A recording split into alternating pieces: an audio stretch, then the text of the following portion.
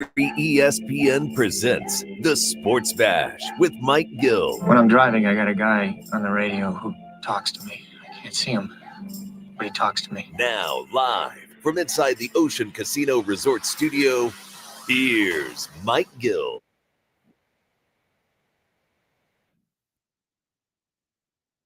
$2:00 Sports Bash live, 97.3 ESPN, the 97.3 ESPN free mobile app, live video streaming on the X platform, YouTube, at Mike Gill Show. Use the hashtag SB Live. Well, what would an Eagles football season be without a little drama?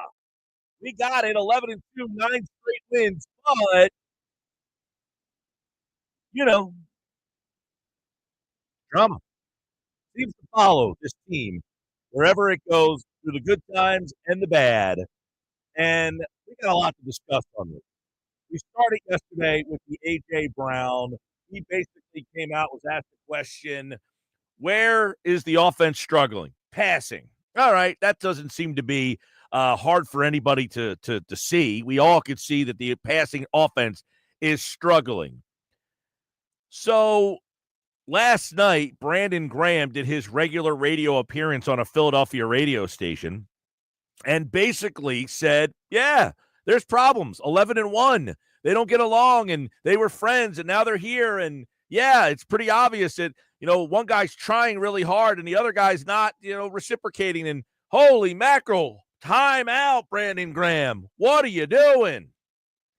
Well, Brandon Graham, realizing the errors of his ways, texted pretty much the entire media corps to tell them, hey, guess what?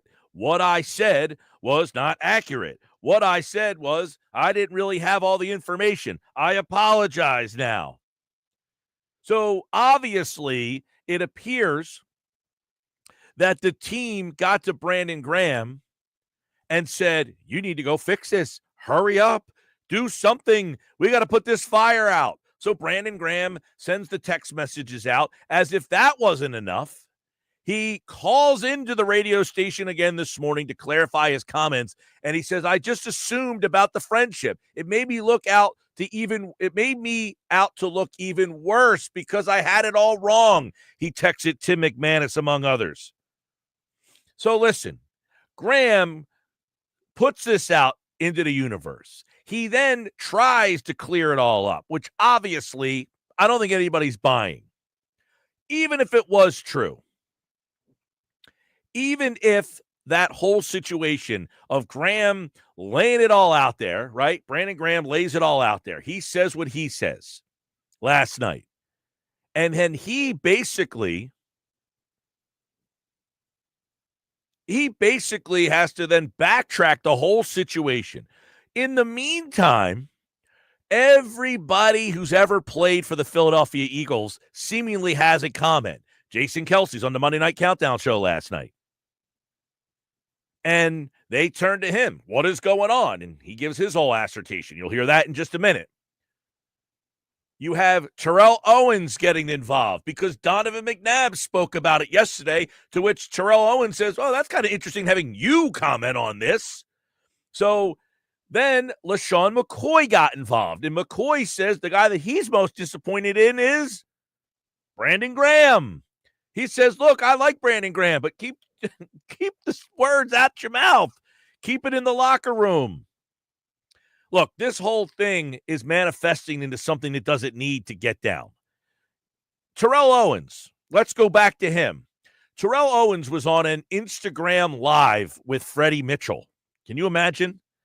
Here we are in the year 2024, and Freddie Mitchell and Terrell Owens are on an IG Live together. But Owens in the IG Live says, I did not like Donovan McNabb. We didn't get along at all. But when I got out on that field, I don't care about that, and neither did he. I got to give him credit for that, he says, McNabb, that he still threw me the ball even though we didn't get along very well. I'm not suggesting that Hurts and Brown don't even get along. By all reports, they do. Isn't A.J. Brown the godfather of Jalen Hurts' kid? So you have a situation where these guys, and Nick Sirianni said, today, look, they eat lunch together. I'll have to ask them if they have a problem why they're eating lunch together. Has this thing got blown out of proportion, or are you guys legitimately concerned that the wheels are about to fall off the Philadelphia Eagles season? 609-403-0973. 609-403-0973. Because this all stems from the fact that A.J. Brown was asked what's wrong with the offense. He says passing, to which he's not wrong. What's wrong with this offense? The passing. It's inept. I told you guys yesterday, this offense should be Tecmo Bowl. There should be 4 plays, and they should run them to perfection. You got a handoff left or right to Barkley. You got a play action pass and pick whichever receiver you want. You got a seam to the tight end, and you got a slant to Brown with a post to Smith. There's your 4 options. Tecmo Bowl this damn thing, and the offense will take off. They're making this thing way too ridiculously complex. This offense, the weak point of the offense is the quarterback, okay? And that's not a dig at the quarterback. They have a MVP candidate playing running back. He's not a bigger part of the offense than that guy. They've got one of the best wide receivers in all of football, A.J. Brown. He's not a bigger part of the offense than that guy. They have, if not the best, the second or third best offensive line in all of football. He's not better than that group. So it's not a dig to say that Jalen Hurts is the weak link of this offense, because he is. Okay, so what do we have to do about it? I'll tell you what you don't have to do is go on the radio and say that there's a rift. That would be the first. I think LaShawn McCoy might be onto something. What A.J. Brown said and what Jalen Hurts said, that to me is sports. That is, we've been in the same room. We've been in the same locker room. We've been on the practice field since July together. And I need a little break, or it didn't go my way this week. But Brandon Graham did not need to pour fuel on the fire by saying, well, I know 1 is trying and 11 could be better with how he responds to things. They were friends, but things have changed. You all have a friend that you were better friends with a couple of years ago, and then they probably got married and you don't see them as much anymore. That's how friendships work. You essentially evolve. The friendship has to evolve with it.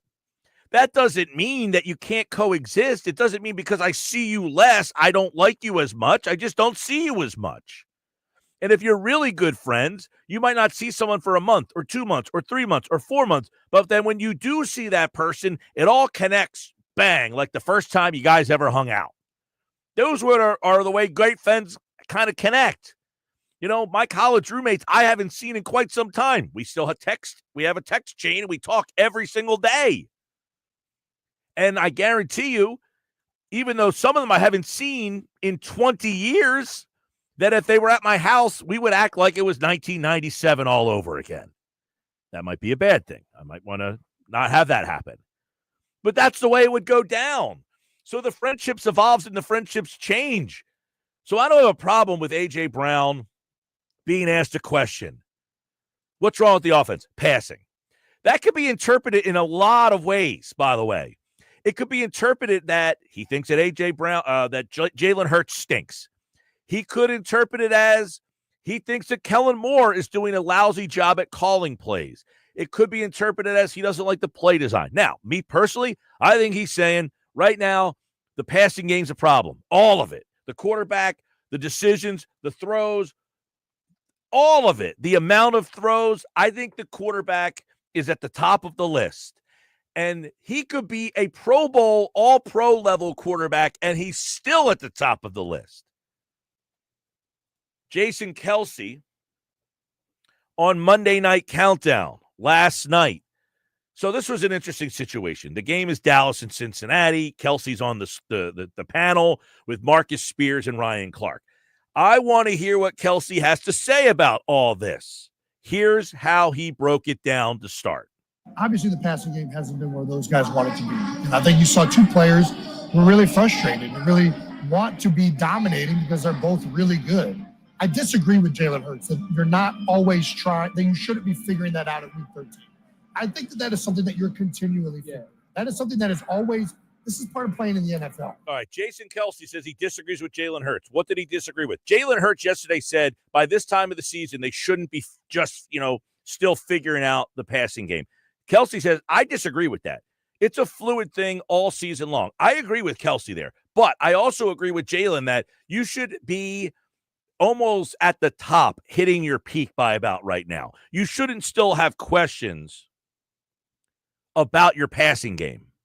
You shouldn't still have questions about where the offense is. We're going to talk to Colin Thompson, who played in the NFL, in about 20 minutes from now, about 14 weeks in. Should the offense be clicking, or are you still evolving the offense?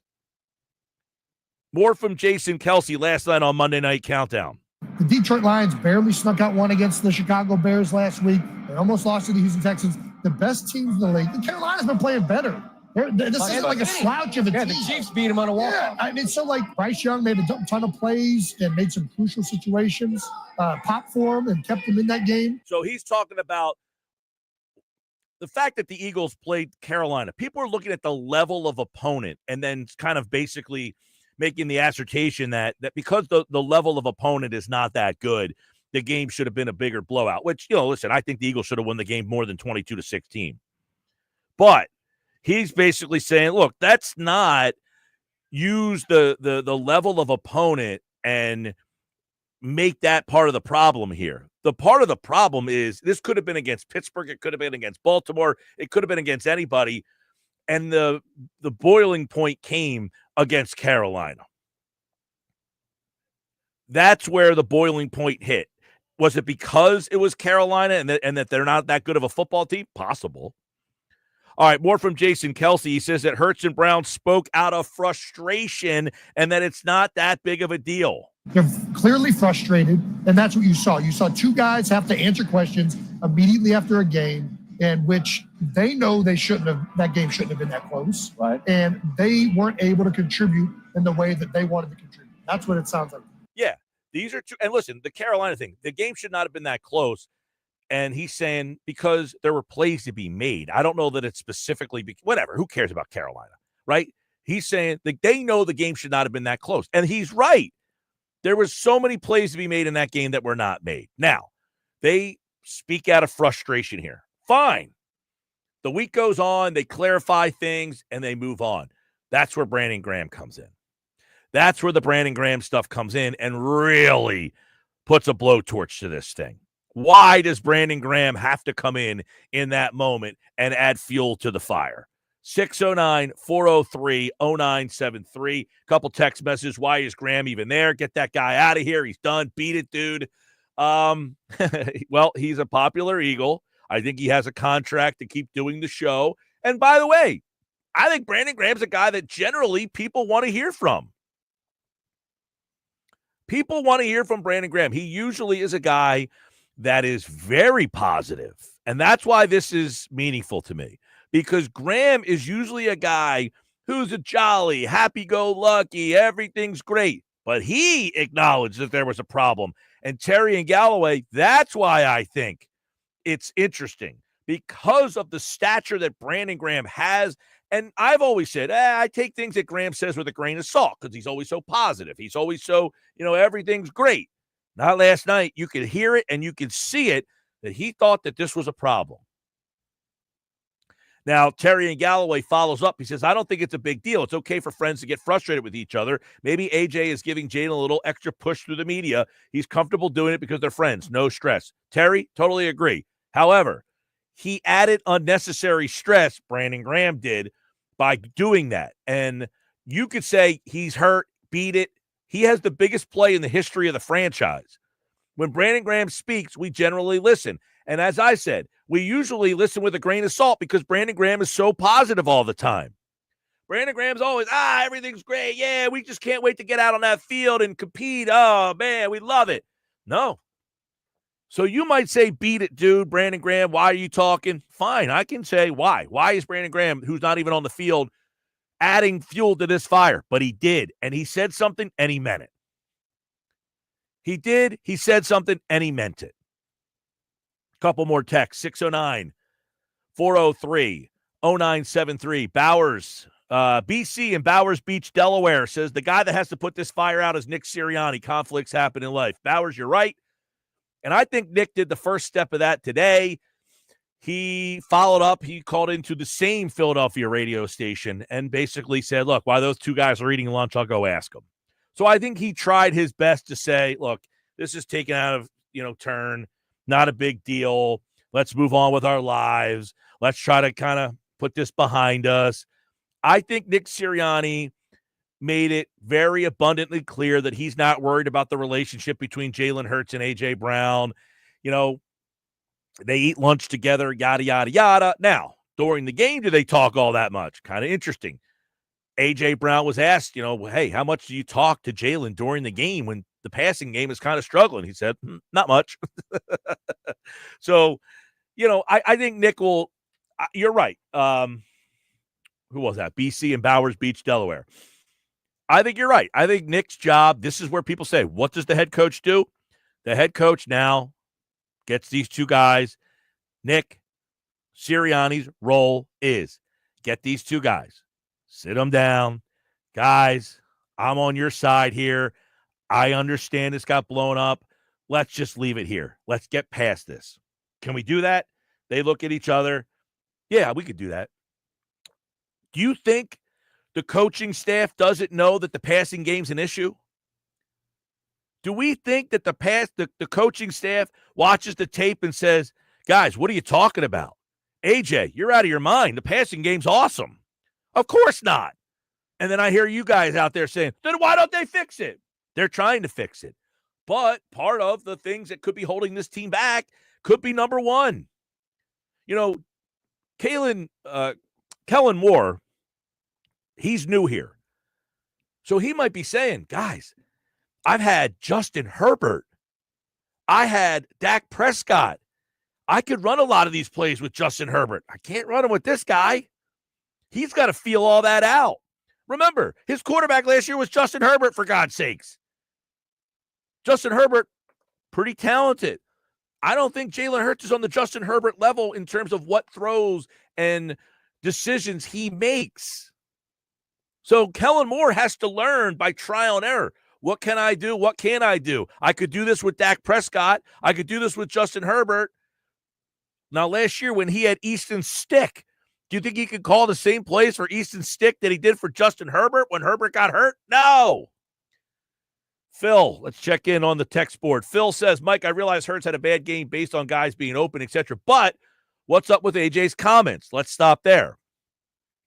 AJ's comments are, I think, out of frustration that he felt he was open and did not get the ball. That there were opportunities to get him the ball, even in the few amount of times they called passes yesterday or Sunday. That the few amount of times that they called passes, I don't think he's complaining that they didn't throw the ball 30 times. I think he's saying, hey, in the 18 times we threw it, 9 of them I was open, right? And we only scored 22 points because I was open. If we were only going to throw the ball 18 times, you better look at me 9 of those 18. And I don't think AJ's wrong about that.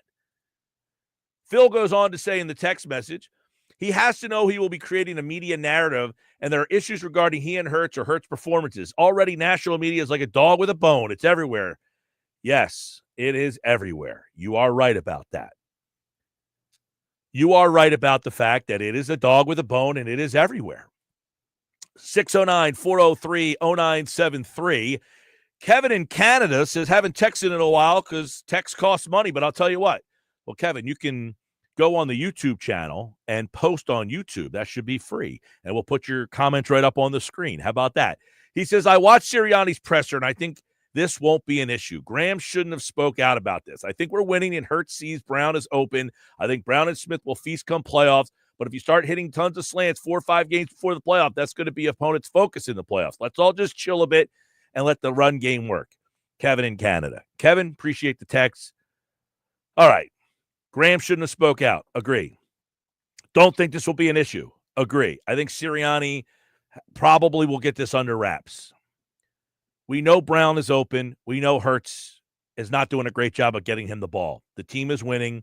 They got to figure out a way to make it happy, make everybody happy. You know what, though? Correct me if I'm wrong. The last time these two guys had a little bit of a rift, they played the Steelers the next game, and I think Jalen Hurts threw the bomb to A.J. Brown, and that's when A.J. Brown had the two defenders in the end zone, and he caught the ball, and he looked at both of them, and he was like, I got one on you, and I got one on you. Could this be exactly what the doctor ordered? Maybe A.J. Brown. Look, remember last year, A.J. Brown, when the whole team was losing and all this stuff, and he was hurt, and he said, look, I think A.J. Brown is diabolical with when he makes these decisions. And quite frankly, after the game, he was kind of laughing when he asked those questions. What's wrong with the thing? Passing. And then he almost was laughing to the point that he couldn't contain himself. Couple more texts. Mike, a wide receiver's livelihood is based on a quarterback getting him the ball. If the quarterback isn't doing that, it's going to affect the way you feel about him. Brown is fed up with Jalen not pulling the trigger. Yeah, maybe for last week. I don't think overall AJ cares. I mean, because here we are 14 weeks into the season. You think A.J. Brown last night watching Jamar Chase do what he does, he's saying, I could do that too, but, I think he understands. Look, A.J. Brown last week, if you were paying attention, went to Saquon Barkley. He says, I don't think you're the best running back in the league. I think you're the best player in the league. A.J. Brown appreciates being on a team with a guy who's about to break, the franchise record. I think A.J. Brown's cool with what's going on as long as it goes on the way that it should. They shouldn't be having games where he's not involved. He's not wrong about that. To be the best version of themselves. Everything is about being the best version of yourself, big picture. That's why you go for it on fourth down when maybe some people say take the points. Because if I don't try it in the regular season, if I have to do it in the playoffs, I haven't done it before. And if you think you're the best, you go for it. If you think you can get a half a yard, you better think you can get a half a yard if you want to be a Super Bowl team. Because if you don't think, as the head coach of a team that wants to win a Super Bowl, if you don't think you can get a half a yard, your team ain't good enough. You can't play with caution. And I think the A.J. Brown kind of coming out was his way of saying, we played with caution. And Nick Sirianni said it yesterday. We didn't play up to our standards in the passing game. The standard is the standard. That wasn't the standard. And that's okay for him to be frustrated about it. I think he said his piece. It was going to be kind of behind him and then Brandon Graham. So I agree with Shady McCoy, who said, Brandon, mind your business. What a T.O., Donovan back in the day. Keep my name out your mouth. If Brandon Graham doesn't say anything, I think we just have this whole thing kind of floating during the week here. The coaches come out, put out the fire. You go play Pittsburgh, see what's up. But Brandon Graham last night, he did not have to add to this. And I think that's where this thing kind of took a turn that it did not need to take. Sports Bash Live, 97.3 ESPN, the 97.3 ESPN free mobile app. Live video streaming on the X platform, YouTube, at Mike Gill Show. Give a follow there, and you can watch the show.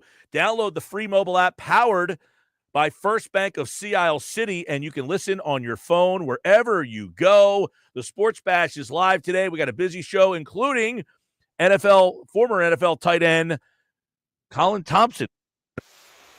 Show Sirius XM NFL Radio. We'll get his thoughts on the offense. 14 weeks into the season, is the offense still evolving? Or should it be at its final point, its final resting point? We'll get into that. Your text messages continue to come in at 609-403-0973, 609-403-0973. Flyers tonight, you can listen on 97.3 ESPN as the Fly Guys taking on the Columbus Blue Jackets. You can listen to that game on 97.3 ESPN. The coverage starts at 7. Get all the pregame analysis on our social media channels. Kevin Durso covers the Flyers. TikTok, Instagram, Twitter, X. Sports Bash this hour brought to you by Autumn Lake Healthcare. skilled nursing rehab with elite level care and a warm and vibrant atmosphere. Visit autumnlakehealthcare.com to find a location near you. Maybe they should put A.J. Brown in one bed and Jalen Hurts in the other. Serve them a little breakfast in the morning. Have a little kumbaya at Autumn Lake Healthcare. All right, when we come back, former NFL tight end Colin Thompson from SiriusXM NFL Radio. Next on the Sports Bag. Wake up weekday mornings from 6 to 10 a.m. with Unsportsmanlike on 97.3 ESPN with Evan Cohen, Super Bowl champion Chris Stanton, and Michelle Small. Can't wake up without it. Brought to you by the Gallery Bar Book of the Game at Ocean Casino Resort in Atlantic City. Hey, AI, how many touchdowns did the Eagles score in the 2023 season? The Eagles scored 49 touchdowns in the 2023 season. Hey, AI, I had a fall recently. I need to recover. Please help me walk again. I'm sorry, but that is beyond my capabilities. Hey, AI, my parents are getting older and I can't care for them by myself. Can you help me care for them? I'm sorry, that is beyond my capabilities. AI will never replace care, but here's what I found for the best care near you. Autumn Lake Healthcare Centers, trusted leaders in skilled nursing rehabilitation and senior care, and proud partners of the Philadelphia Eagles. Total Wine and More has your holiday gift. Bourbon for Dad, Cabernet for your sis, champagne for a co-worker, the world's greatest wines. With free curbside pickups of money and time. With liqueurs like peppermint cream and a festive cocktail into a holiday dream. Now that's a low price you'll shout out with glee when you shop Total Wine for them and for me. Curbside pickup available and the lowest prices for over 30 years only at Total Wine and More. Drink responsibly, B21. Xfinity here. How can we help? Hi, my entire family's obsessed with all things Wicked, but my kids can't stop watching the trailer, and now they're having a Wicked-themed sleepover. Do you think our internet can handle all of the streaming and memeing going on? Well, we've engineered our Xfinity gateways to handle hundreds of devices at once, so they can all stay magically connected. Wow. Are you a wizard? I wish. No, just someone that won't let a bad connection burst your internet bubble. Now through December 22nd, get Thrillifiedly fast 300 megabit Xfinity internet with unlimited data and one unlimited mobile line together for $30 a month for 12 months with no annual contract. Go to Xfinity.com to learn more and keep the magic going from your screen to the big screen and see Wicked in theaters now. Restrictions apply. Requires paperless plan and auto-pay stored bank account. Equipment, taxes, and fees extra. After promo, regular rates apply. Xfinity Mobile requires Xfinity Internet. Actual internet speeds vary and not guaranteed. My friends swim no matter the season, but my moderate to severe plaque psoriasis can sometimes take me out of the moment. Now, thanks to Skyrizi and clear skin, count me in. With Skyrizi, Risankizumab Riza, a prescription-only 150 milligram injection for adults who are candidates for systemic or phototherapy. 3 out of 4 people achieve 90% clear skin at 4 months. Don't use if allergic to Skyrizi. Serious allergic reactions and an increased risk of infections or a lower ability to fight them may occur. Before treatment, your doctor should check for infection and tuberculosis. Tell your doctor if you have an infection or symptoms such as fever, sweats, chills, muscle aches, or cough, or if you plan to or recently received a vaccine. Thanks to Skyrizi, there's nothing on my skin, and that means everything. Ask your doctor today about Skyrizi, the #1 dermatologist-prescribed biologic in psoriasis, and visit skyrizi.com or call 1-866-SKYRIZI to learn more. Hi, it's Pete from Chicky and Pete's. The holiday entertaining season is back, and there's no better place for holiday cheer than Chicky and Pete's with a nice cold beer. Book your holiday party right now. We have open bar specials and an unbeatable all-you-can-eat menu. It includes our world-famous crab fries, delectable Chicky's boneless wings, tasty tenders, and our piping hot traditional pizza. Or let us bring the holiday cheer to your place with an unforgettable visit from our Chicky and Pete's Crab Fry Express food truck. We've got you covered this holiday season at the official sports bar of the Philadelphia Eagles, Chickies and Pete's. This is the story of the one. As a maintenance specialist for university housing, he knows college students can major in wear and tear. Plus, housing so many students doesn't leave a lot of room to house all the supplies he needs. That's where Grainger comes in. With over 1 million industrial-grade products and fast, dependable delivery, Grainger carries the quality products he needs so he doesn't have to. From a new door hinge to a whole new faucet. Call, click Grainger.com, or just stop by. Grainger, for the ones who get it done. Healthier starts here with Get Covered New Jersey. Open enrollment is happening now. If you need health insurance, get quality, affordable coverage with plan options that fit your life and your budget. 9 in 10 get financial help, and many pay $10 a month or less. All plans provide free preventive care, coverage for prescriptions, emergency services, and more. Enroll by December 31st for January 1st coverage at getcovered.nj.gov. Let's face it, winter can be a hard season. It's cold pretty much all the time. Blizzard. You have to shovel. Another blizzard. You slip on ice. But you know what makes winter suck a little less? Getting a free phone. Join Cricket Nation and get a free Samsung Galaxy A15 5G. Ooh, ouch. Welcome to enjoying more. Welcome to Cricket Nation. Smile, you're on Cricket. Cricket 5G is not available everywhere. Must open a new line on the $60 unlimited plan. First month service charge and tax due at sale. Fees, terms, and other restrictions apply. See cricketwireless.com for details. Hey, it's Mike Gill. The Nizam's Indian Restaurant on Route 40 in Egg Harbor Township is ready to serve you delicious Indian dishes. NJ.com ranked them as the #2 best restaurant in all of New Jersey. And this just in. It's their Eagles football special. Your table receives free tandoori, spicy chicken wings if the Eagles win for dine-in customers only. Join them for a special lunch buffet, Fridays through Sundays from 11:30 to 3 p.m. Visit thenizams.com for more information. You're listening to the Sports Bash with Mike Gill. Never thought this radio stunt would catch on so big. On 97.3 ESPN.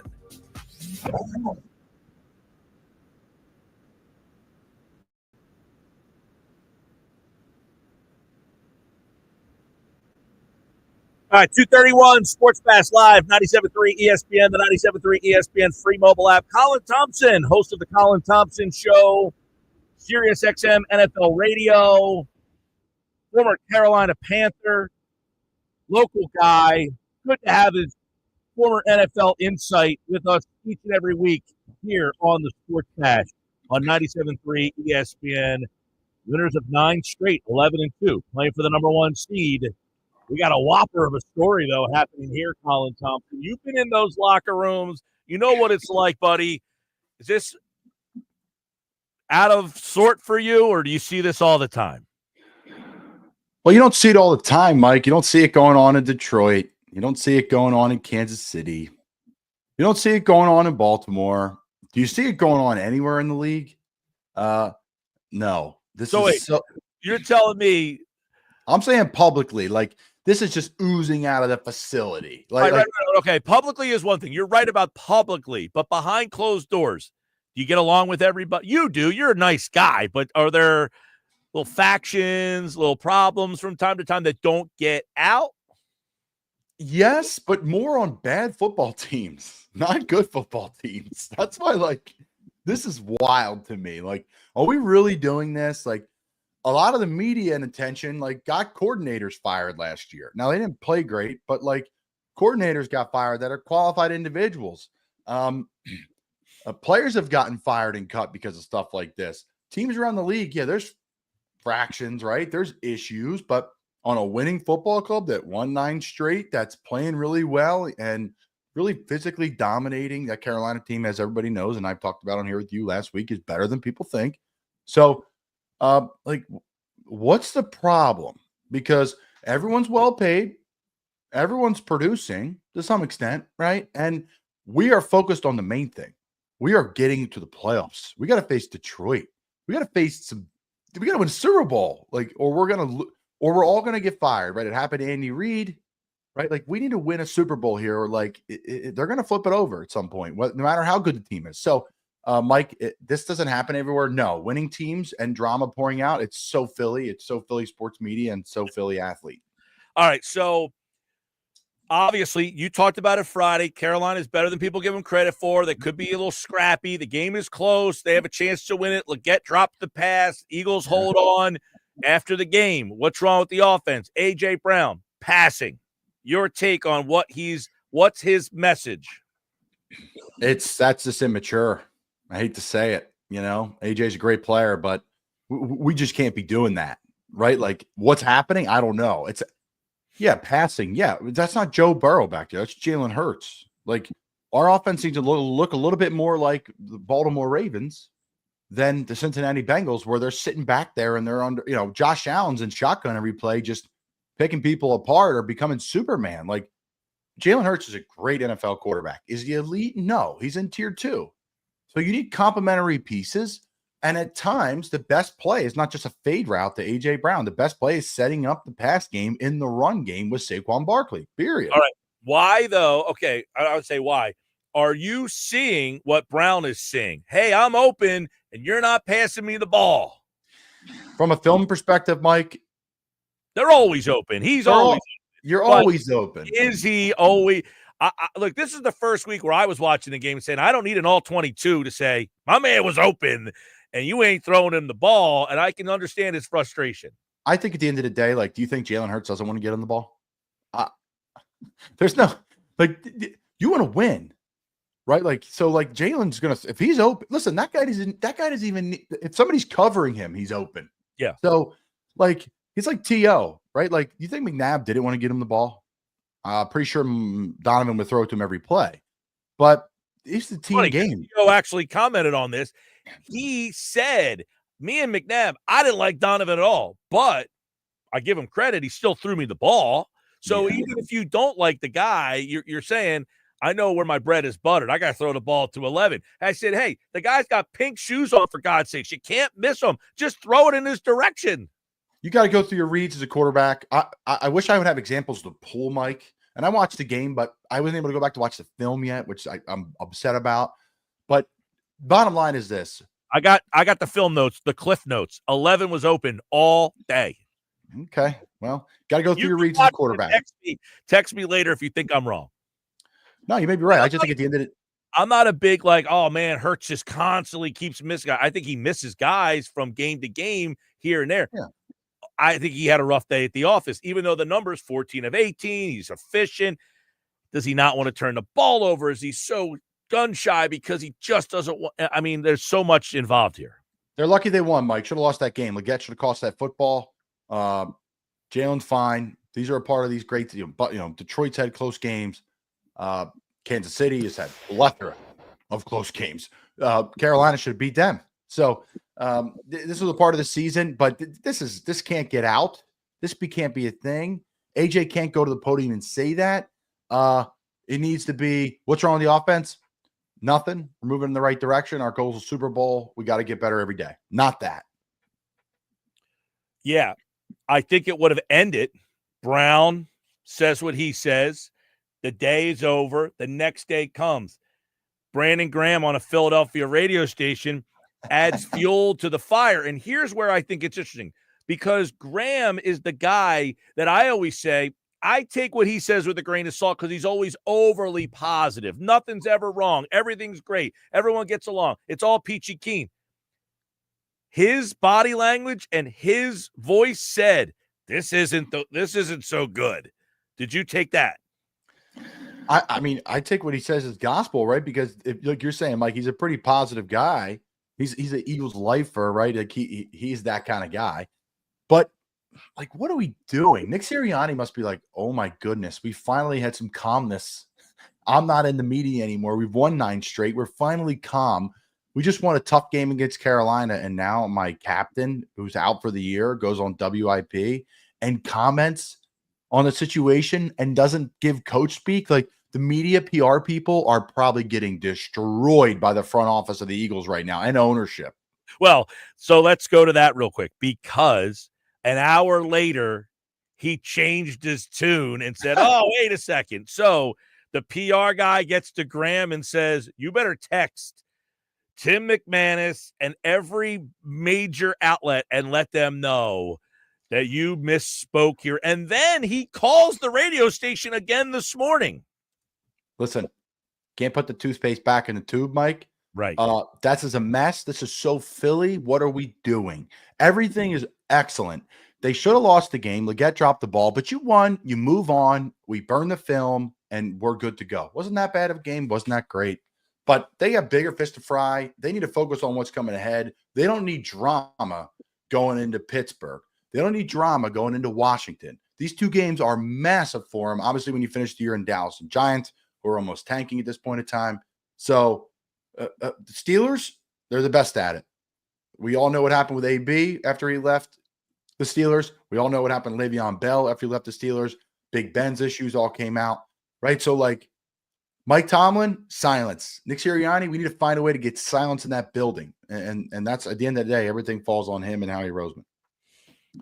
Colin Thompson's with us, the Colin Thompson Show on Not For Long Media, Sirius XM NFL Radio. This is where people ask all the time, what does Nick do? This is where Nick steps in, right? This is where the head coach has to kind of get this thing together and hopefully, because Colin, this is a crossroad in the season. You've won 9 in a row. You're 11-2, but this is about the time last year when it all fell apart. This is where Nick has to step in and fix this thing. Agree? Agree, because listen, he's not calling plays, and we all know it. People struggle with it, right? Especially when you're losing and your head coach isn't calling plays. It's like, what are you doing, right? And you mess up maybe some clock management, or you don't kick a field goal when you should. It's like, what are you doing, right? Dan Campbell's getting some of that scrutiny. He doesn't call plays up there, and he's super aggressive, and sometimes it works, sometimes it does not. So I agree, Mike. This is a fork in the road for the Eagles. How are we going to handle this? Our best player on the team, other than Saquon Barkley, our receiver, and A.J. Brown, is beefing with the quarterback who he's very close with off the field. So a very weird situation. Yeah. So Philly, Mike. Can we not do this, please? So Philly is right. Colin Thompson. So let's look at the game. What went wrong? Why was this game closer than it should have been? Why was this game one drop pass away from potentially being a game of a disastrous loss? I would say less on the Eagles, more on the Panthers, right? Like Panthers have played, and I pulled it up last week, and I'll pull it up again, but the Panthers are playing teams really tough. Listen, if you have a good offensive line in this league, you're going to be good.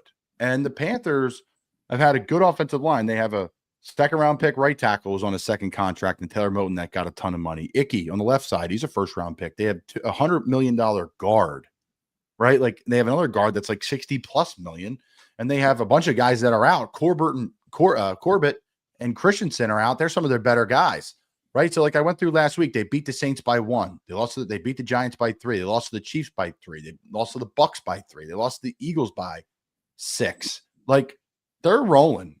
They're rolling. So this is not the bad Panthers. This is more like more like the Bucks. The Panthers are more like the Bucks now. Like around 500. They just were a mess. So to me, Mike, it's the Panthers are a better team than people think. I don't think people want to believe that. People didn't want to believe me either when I said Sam Darnold was going to have an awesome year. Maybe Saquon Barkley's an MVP candidate. People thought I was crazy with that stuff. I did miss on a couple things. I said New Orleans would have a nice year, but that's neither here nor there. Yeah, they have a lot of injuries there. I'll give you that. Yeah, thank you, Mike. So at the end of the day, for me, it's more about the Panthers side of the Eagles, and that's okay. That's what happens when these like teams like the Eagles that are Super Bowl bound. You're going to play a team that's not as good who's going to play you tough. It's not like the Eagles didn't want to play well, or the coaches didn't prepare as hard, or it's distraction. Like you're a pro.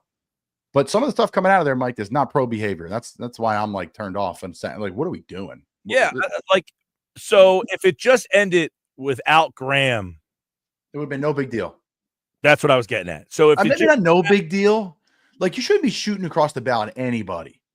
Anybody. I don't care who you are. If you're a man, you go in the locker room, you say it to his face. You do not do it on the media ever. Think about this. It should be great win versus the Panthers.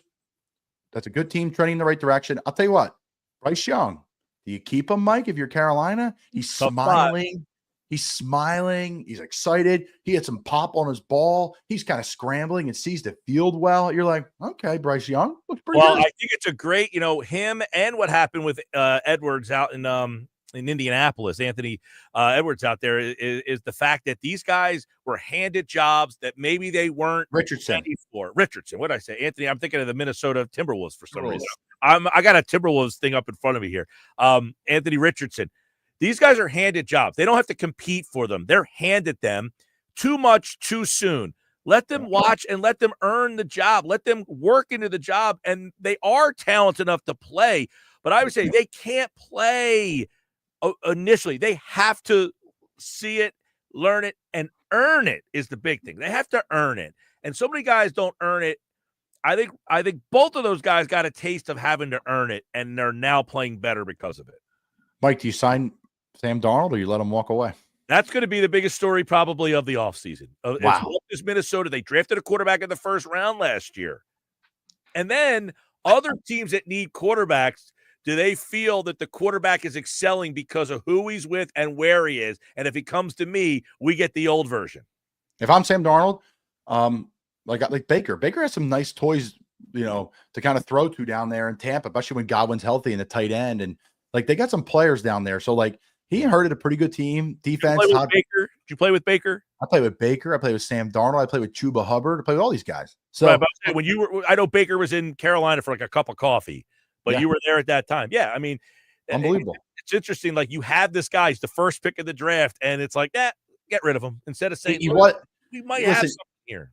Coaches matter in the NFL. They really do. Like who your coordinators are, how comfortable you can get your player, right? Like Matt Rule would always say it. You have to play your best football under us, and it's our job to help you do that. And I was like, wow, that's really interesting. Not like, hey, you got to overcome and play great ball. It was like, no. A part of the coach's job too is help you do that. So I think for Sam Darnold, you have to go to that same system. So that's Miami. They're not going to sign you. San Fran. Does San Fran say we're going to sign Sam Darnold and let Purdy walk? So like that's aggressive. That'd be interesting. You were my backup, and now we're going to bring you back to supplant the guy you backed up. And because Purdy's a great player, but like, can you afford with that roster to pay Brock Purdy massive money? If you get Sam Darnold at, 50 cents on the dollar, hey. All right.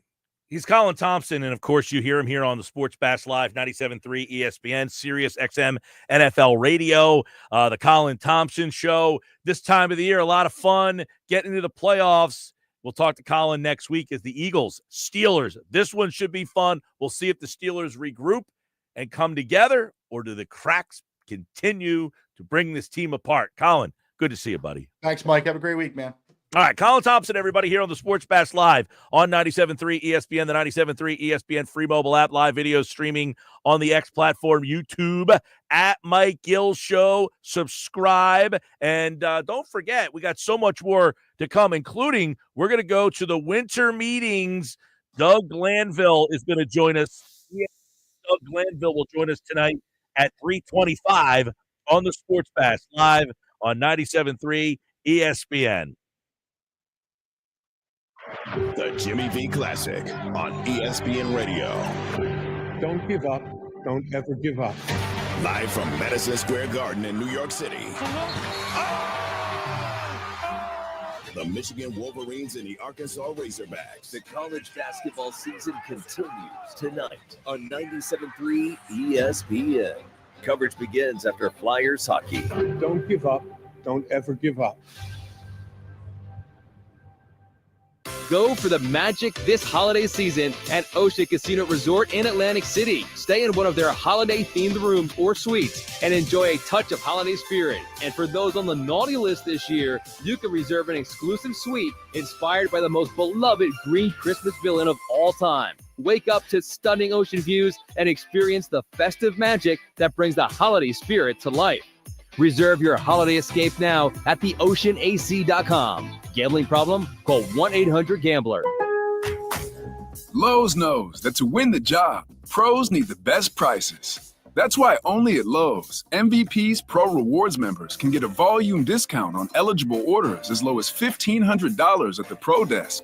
That means you get the prices you need to start any job, small or large, because Lowe's knows pros. Valid in-store only. More terms and restrictions apply. Visit Lowe's.com/terms or Pro Desk for details.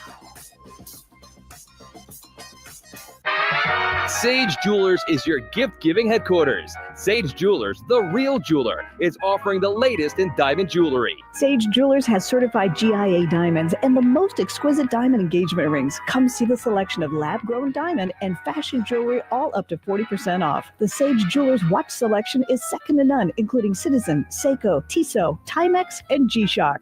Sage Jewelers, expert jewelers, can also customize anything. Sage Jewelers, your holiday headquarters on Tilton Road in Northfield. This is a story of the one. As a maintenance specialist for university housing, he knows college students can major in wear and tear. Plus, housing so many students doesn't leave a lot of room to house all the supplies he needs. That's where Grainger comes in. With over 1 million industrial-grade products and fast, dependable delivery, Grainger carries the quality products he needs so he doesn't have to. From a new door hinge to a whole new faucet. Call, click Grainger.com, or just stop by. Grainger, for the ones who get it done. I need a new car. Under 20 grand? Okay, well, what's my trade worth? You know what? I'm going to Matt Blatt Kia, where I can get some straight talk. Brand new Matt Blatt Kia Forte LXS, under 20 grand. That's right, a brand new Kia, just $19,999. With any trade, that's less than most used vehicles. Currently buried in a loan or lease, Matt Blatt Kia wants to get you released and into your new Kia with zero down, zero payments until February, even 0% for 72 months on every clearly marked new Matt Blatt Kia in stock. So bring any trade, because if you have a job clearing $450 per week, we want to get you approved today. It's gotta be a Matt Blatt Kia. With approved credit, 24 EV9, $1389 per thousand finance. Not all will qualify. Credit may affect down payment. Offers can't be combined. Go to mattblattkia.com for complete details, or 888-505-6670. Price includes all costs to be paid by consumer, except for licensing, registration, and taxes through KNF. Rebates and incentives to dealer. Matt Blatt Kia, 6211 Black Horse Pike, Egg Harbor Township, and on Route 37 in Toms River. Sometimes I struggle to get to sleep. My body stopped for the day, but my mind is still running. So I take ZQuil. ZQuil, the world's #1 sleep aid brand, has a range of non-habit-forming products to fit you and your family's needs. Invest in a great night's sleep for the best you tomorrow. I'm awake and ready to take on anything. Better days start with ZQuil nights. Explore our products at ZQuil.com. Use as directed. Keep out of reach of children. Breaking news, and this one is almost unbelievable. Yeah, it's all about new customers at Bet365 because they get $150 in bonus bets when they bet $5. And even better, bonus bets can be used on the spread, totals, and player props. There you have it. Bet $5 to get $150 in bonus bets. And see why. It's never ordinary at Bet365. Gambling problem? Call 1-800-GAMBLER. 21 plus only. Must be physically located in New Jersey. Terms and conditions apply. Let's face it, winter can be a hard season. It's cold pretty much all the time. Blizzard. You have to shovel. Another blizzard. You slip on ice. But you know what makes winter suck a little less? Getting a free phone. Join Cricket Nation and get a free Samsung Galaxy A15 5G. Ooh, ouch. Welcome to enjoying more. Welcome to Cricket Nation. Smile, you're on Cricket. Cricket 5G is not available everywhere. Must open a new line on the $60 unlimited plan. First month service charge and tax due at sale. Fees, terms, and other restrictions apply. See cricketwireless.com for details. Cooper's our new neighbor down the shore. Introducing Cooper University Hospital, Cape Regional. Healthcare is going to improve in Cape May County. We're excited to bring our award-winning care to our new neighbors in Cape May and Atlantic counties. You'll have greater access to top specialists, advanced technology, innovative treatments, and outstanding cancer care at MD Anderson Cancer Center at Cooper. Cooper University Healthcare. Together, we're doing something extraordinary for families down the shore. You're listening to The Sports Bash with Mike Gill on 97.3 ESPN and the free mobile app. 253 Sports Bash Live, 97.3 ESPN. Thanks to Colin Thompson. This hour of the show brought to you by Autumn Lake Healthcare Centers, skilled nursing rehab with an elite level care in a warm and vibrant atmosphere. Visit autumnlakehealthcare.com to find out a location near you. Coming up, John McMullen will get his take on the Birds. He was at the pressers today with Vic Fangio, and more importantly, Kellen Moore, who really kind of skated around, didn't address it. They tried to pry today. They didn't get much out of Kellen Moore, but we'll get John McMullen's take on it here on the Sports Bash Live. Flyers tonight. Fly Guys taking on Columbus, the Blue Jackets. Losers of 3 straight Flyers. You know, they had a little streak going where they had points in 12 out of something games, or I don't know. They were on a nice point streak, but they've lost 3 straight. See if they can get back on track against Columbus tonight. You can listen to that game on 97.3 ESPN, your home for Flyers hockey. And don't forget, coming up at 4 o'clock today, Adam Kaplan for today's Football at 4. Knicks Nuggets on the way. One thought every game from Casey Joyner tonight at 5 o'clock on the Sports Bash. Phil chimes in, says, Mike, Eagles have controversy, but our top 4 in Super Bowl discussions are the same owner. How about them Cowboys? Jerry Jones said they tried to block the punt last night. Hilarious and functional mess. By the way, Carolina opened as a favorite against the Cowboys. It ends a streak of 33 straight weeks as an underdog. How about them Cowboys? Sports Bash Live, 97.3 ESPN. Download the free mobile app powered by First Bank of Sea Isle City. Don't forget, watch the show on the X platform or on YouTube at Mike Gill Show. Subscribe, hit the like button, and you can be a part of the show right here on the Sports Bash on 97.3 ESPN. Johnny Max up next.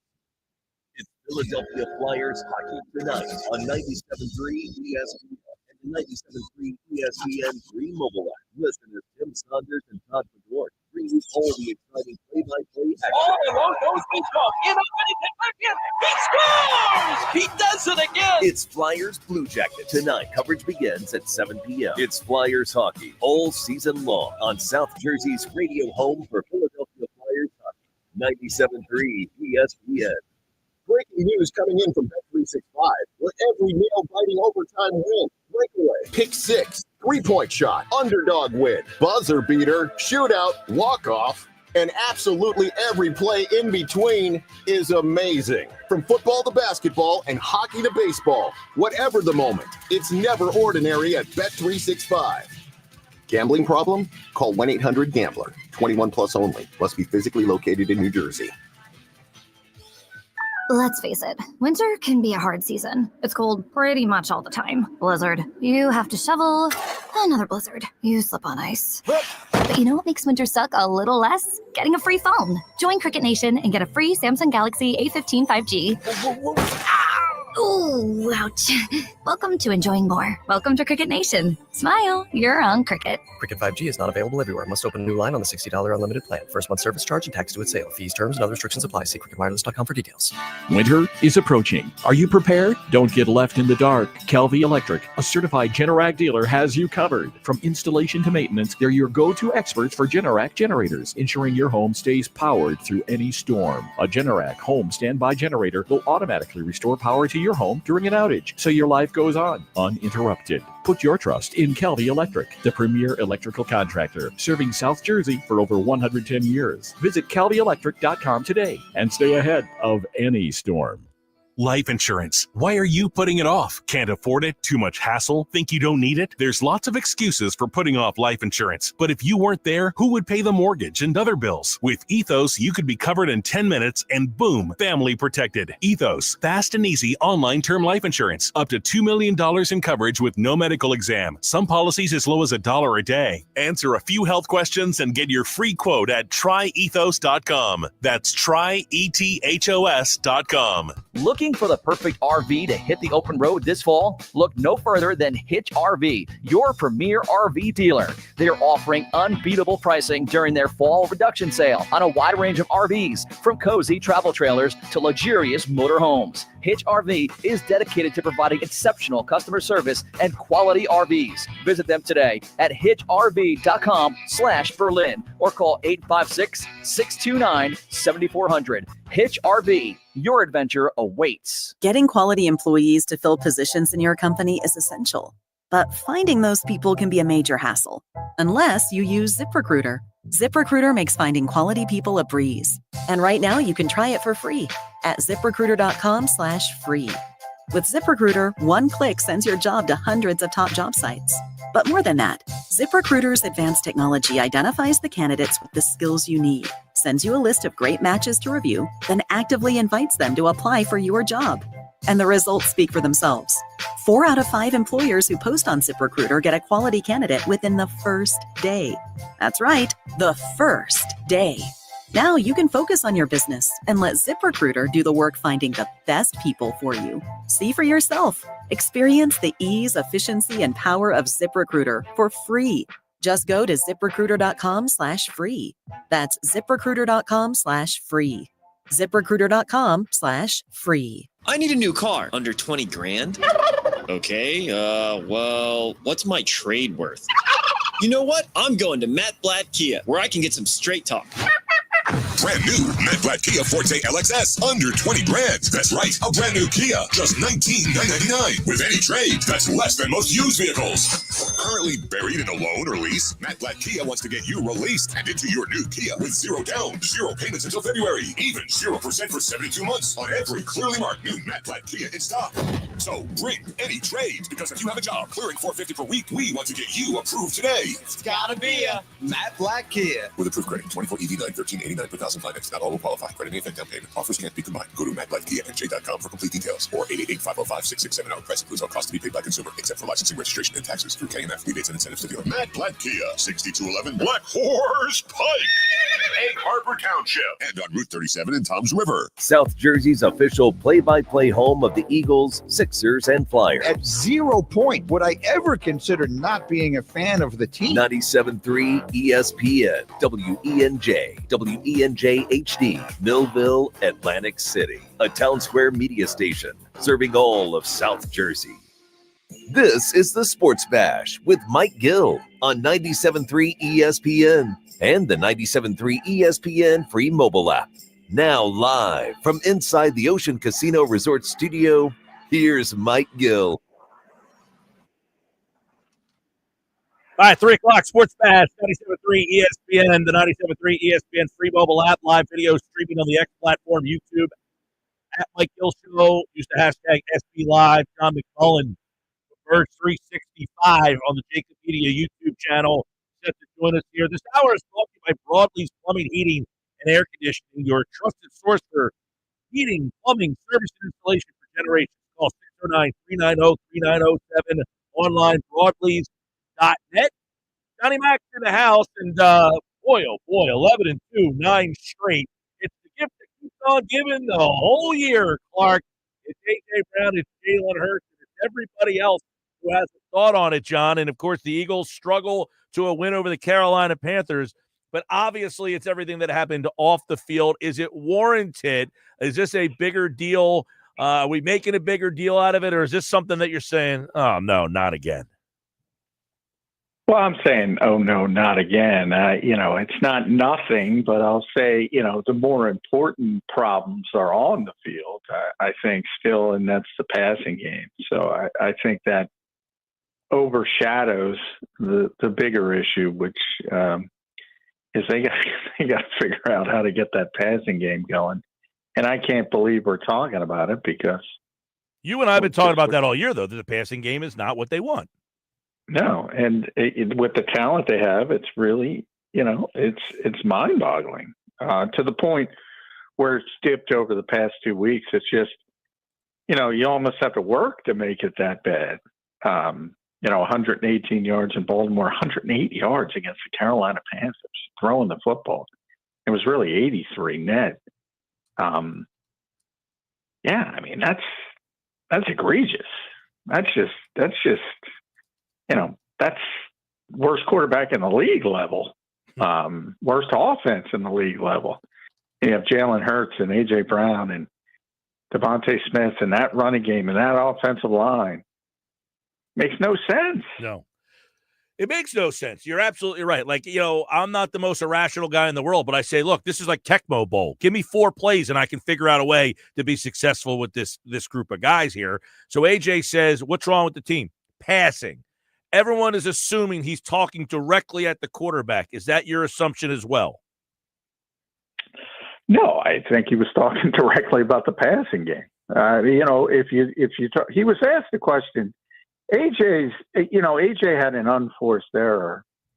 Brandon's, I would argue, is far worse. AJ was very short. It was clear he was frustrated. It was clear.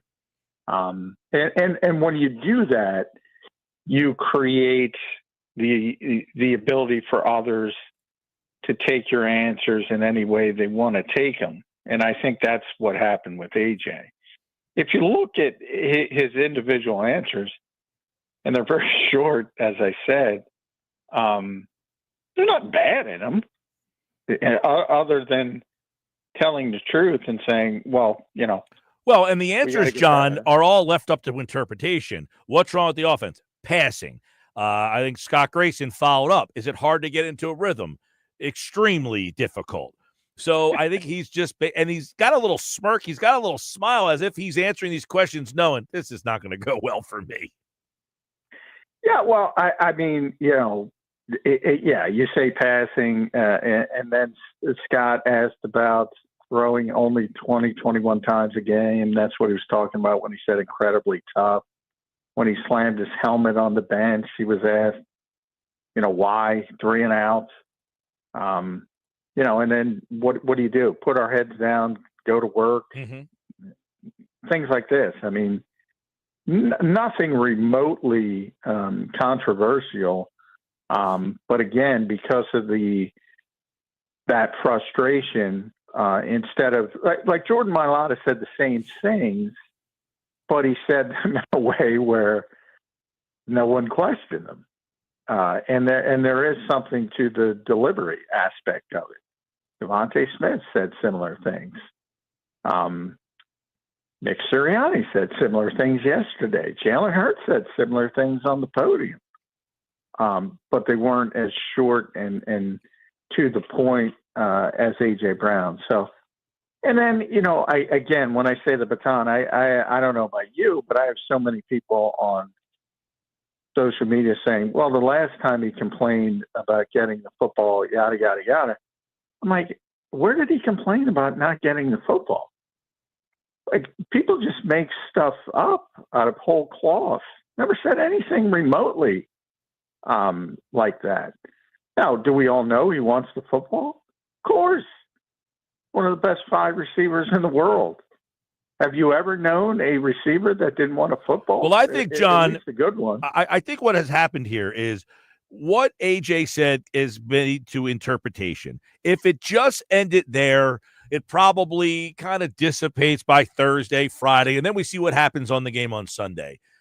Brandon Graham, who is generally somebody that is well-liked, and when he says something, I always say I take it with a grain of salt because he's always just so overly positive and playful that nothing's ever wrong. Everything's great. Oh, it's an honor to play, and we thank God that we get this opportunity.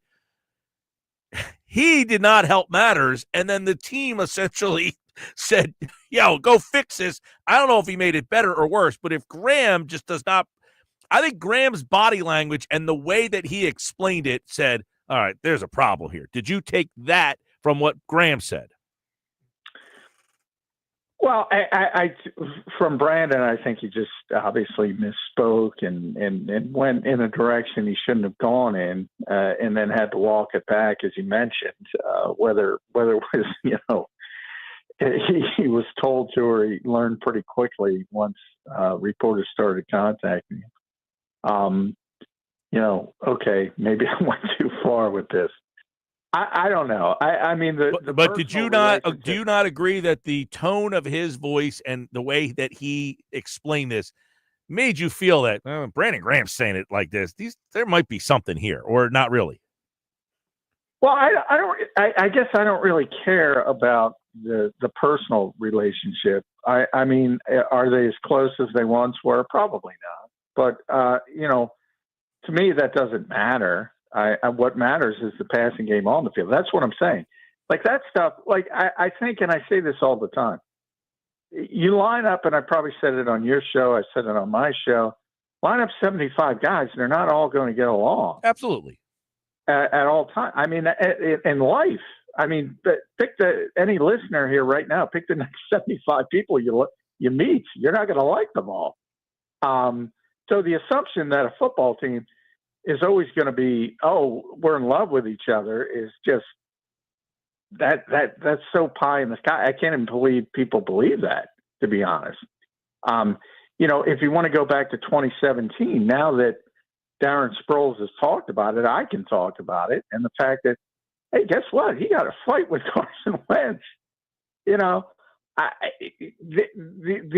they won the Super Bowl. You go back to there's always little issues in an NFL locker room. And as long as you can work together and succeed, none of that matters. To me, the biggest issue by far is on the field, and the fact that somehow a team with an historic running game, the best offensive line, arguably in the NFL, and 2 of the best receivers in the NFL, is throwing for 108 yards.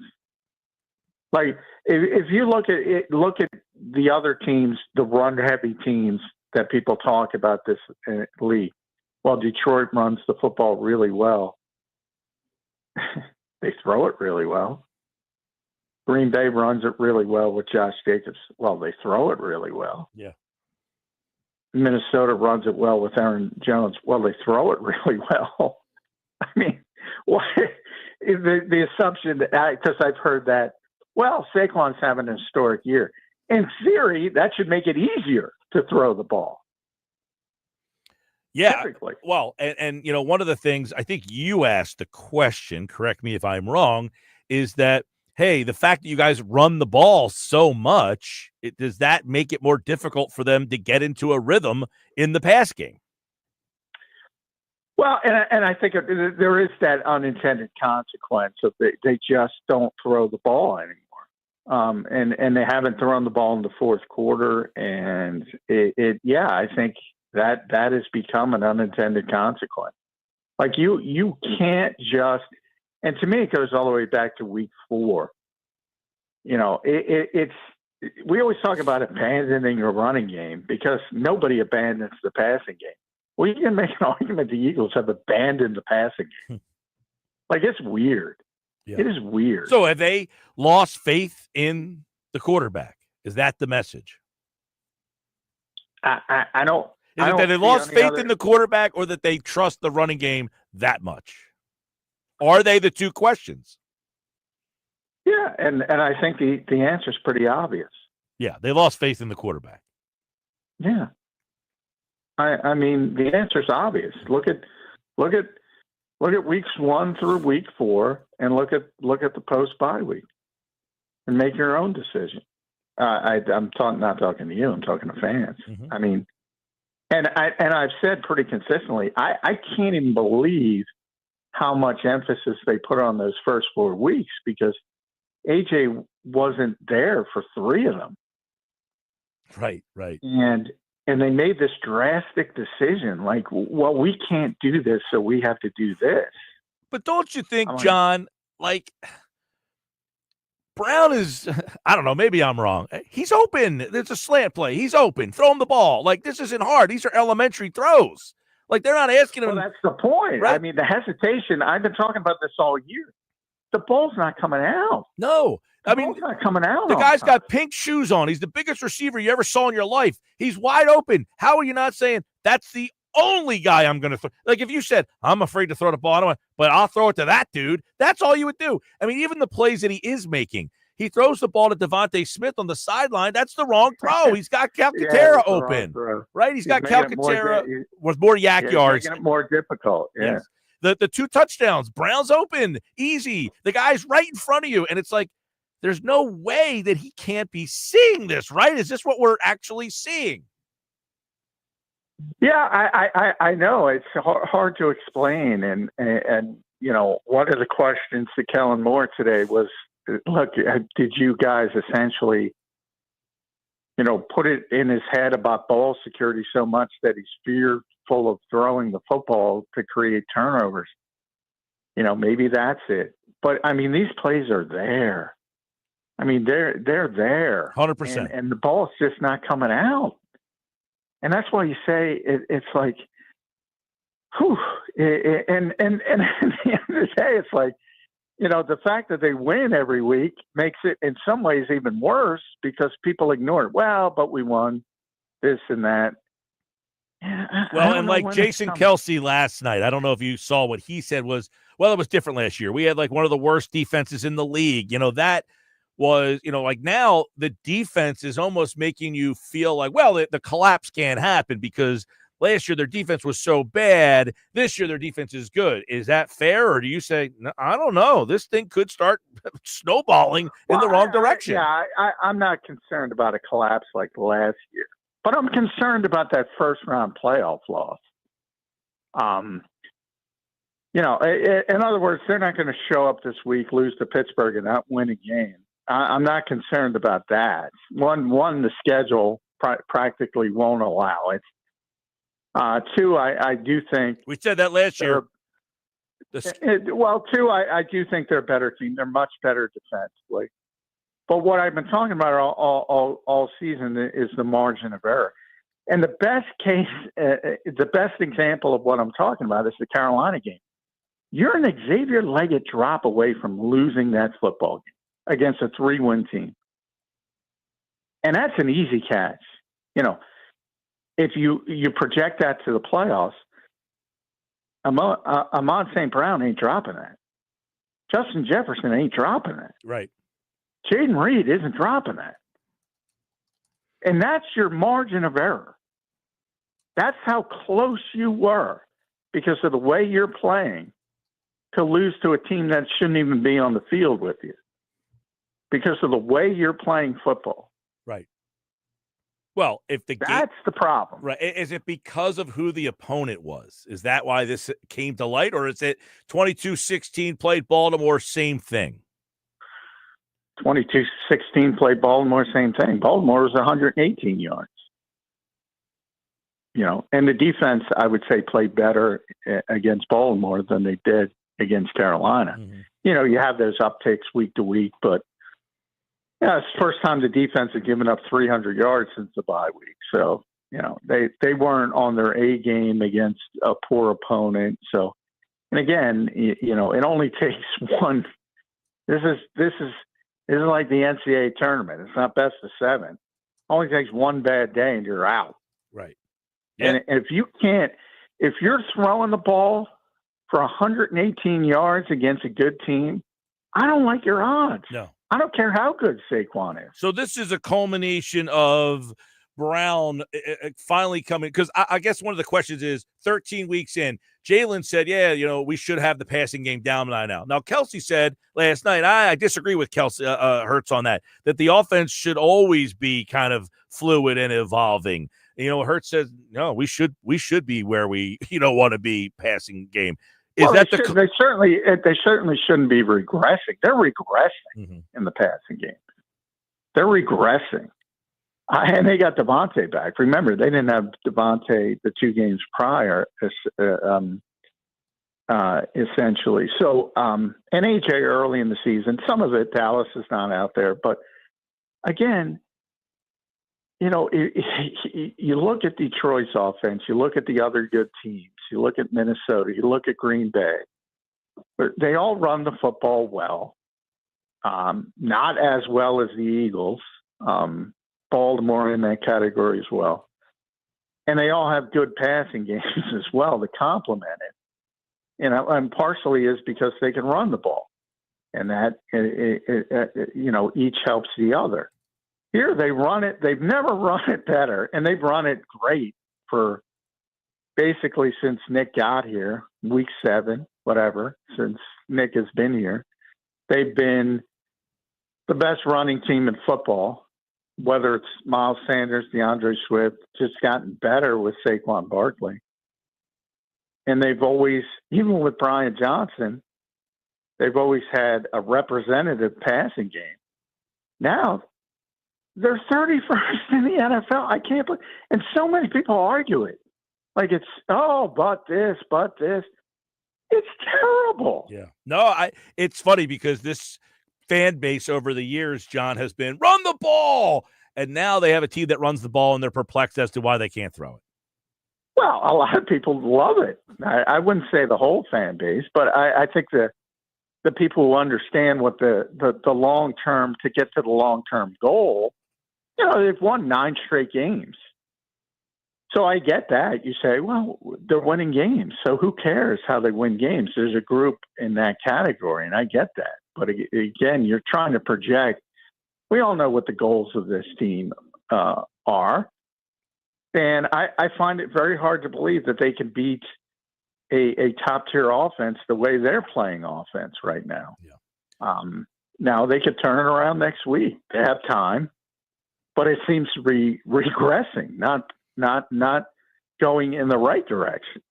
John McMullen, Birds 365, tomorrow morning at 8:20. You can check me out on the show, and I'll give him my assertion in a longer form. There, he was here on the Sports Bash, and he, as always, on the Sports Bash, bringing it with the Eagles, drama, December. Wouldn't have it any other way, right? Yeah, it's always something with this team. You got to give BG credit for keeping it all, and you can't blame the media for once. These are the players talking, not us. All right, John. Appreciate you as always, pal. All right, thanks, Mike. There's John, and of course, he is, as always, brought to you by our friends over at Boardwalk Honda. Shop their lineup of new pre-owned and certified pre-owned Hondas online, boardwalkhonda.com. Mike Gill, Sports Bash Live, 97.3 ESPN. When we come back, we are going to go to the winter meetings. What is going on with the Phillies? We'll ask ESPN's Doug Glanville, who was live at the winter meetings, when he joins me next. You're listening to the Sports Bash with Mike Gill. And if you're not down with that, we got 2 words for you. On 97.3 ESPN and the 97.3 ESPN free mobile app.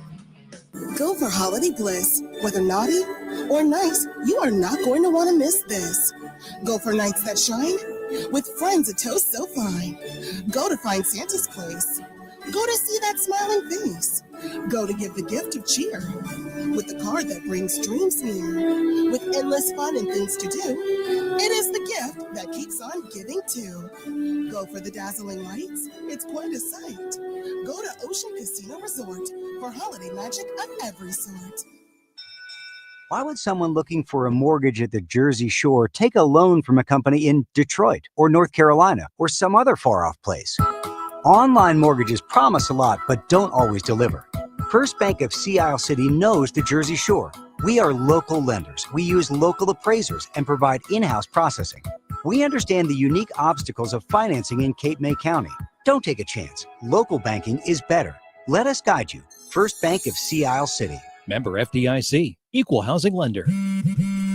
This holiday season, Straight Talk Wireless is letting you say yes a lot more with real unlimited data. Yes to sharing pics of the ugliest holiday sweaters. Yes to checking weather on the go for surprise sledding trips. And with a free phone at sign up, let the yes-tivities begin. No way! Yes way. Straight Talk, real unlimited data. Available at Walmart or straighttalk.com. Offer valid through 1/5/25 while supplies last at participating stores. Taxes and fees apply. Requires in-store activation on select single line plans. Limit of 2 phones per customer. For network management practices, visit straighttalk.com. Make Sage Jewelers your gift-giving headquarters. Sage Jewelers, the real jeweler, offers something for everyone this holiday season. Check out Sage Jewelers' large selection of GIA-certified diamond engagement rings, designer jewelry brands, gold and silver, all up to 40% off. Plus their watch collection, Citizen, Seiko, Tissot, Timex, and G-Shock. And Sage Jewelers can customize anything. Sage Jewelers Jewelry Collection offers something for everyone for all ages. Located on Tilton Road in Northfield. Lowe's knows how to help you save time and money, no matter the job. That's why we can deliver supplies to your job site as soon as same day, so you have more time to get the job done. Because when you need it fast, we've got you covered. Lowe's knows pros. Valid on eligible in-stock orders and select zip codes, placed by 2 p.m. for same-day delivery by 8 p.m. Subject to driver availability. Fees vary based on purchase. More terms apply. See Lowe's.com/same-day delivery for details.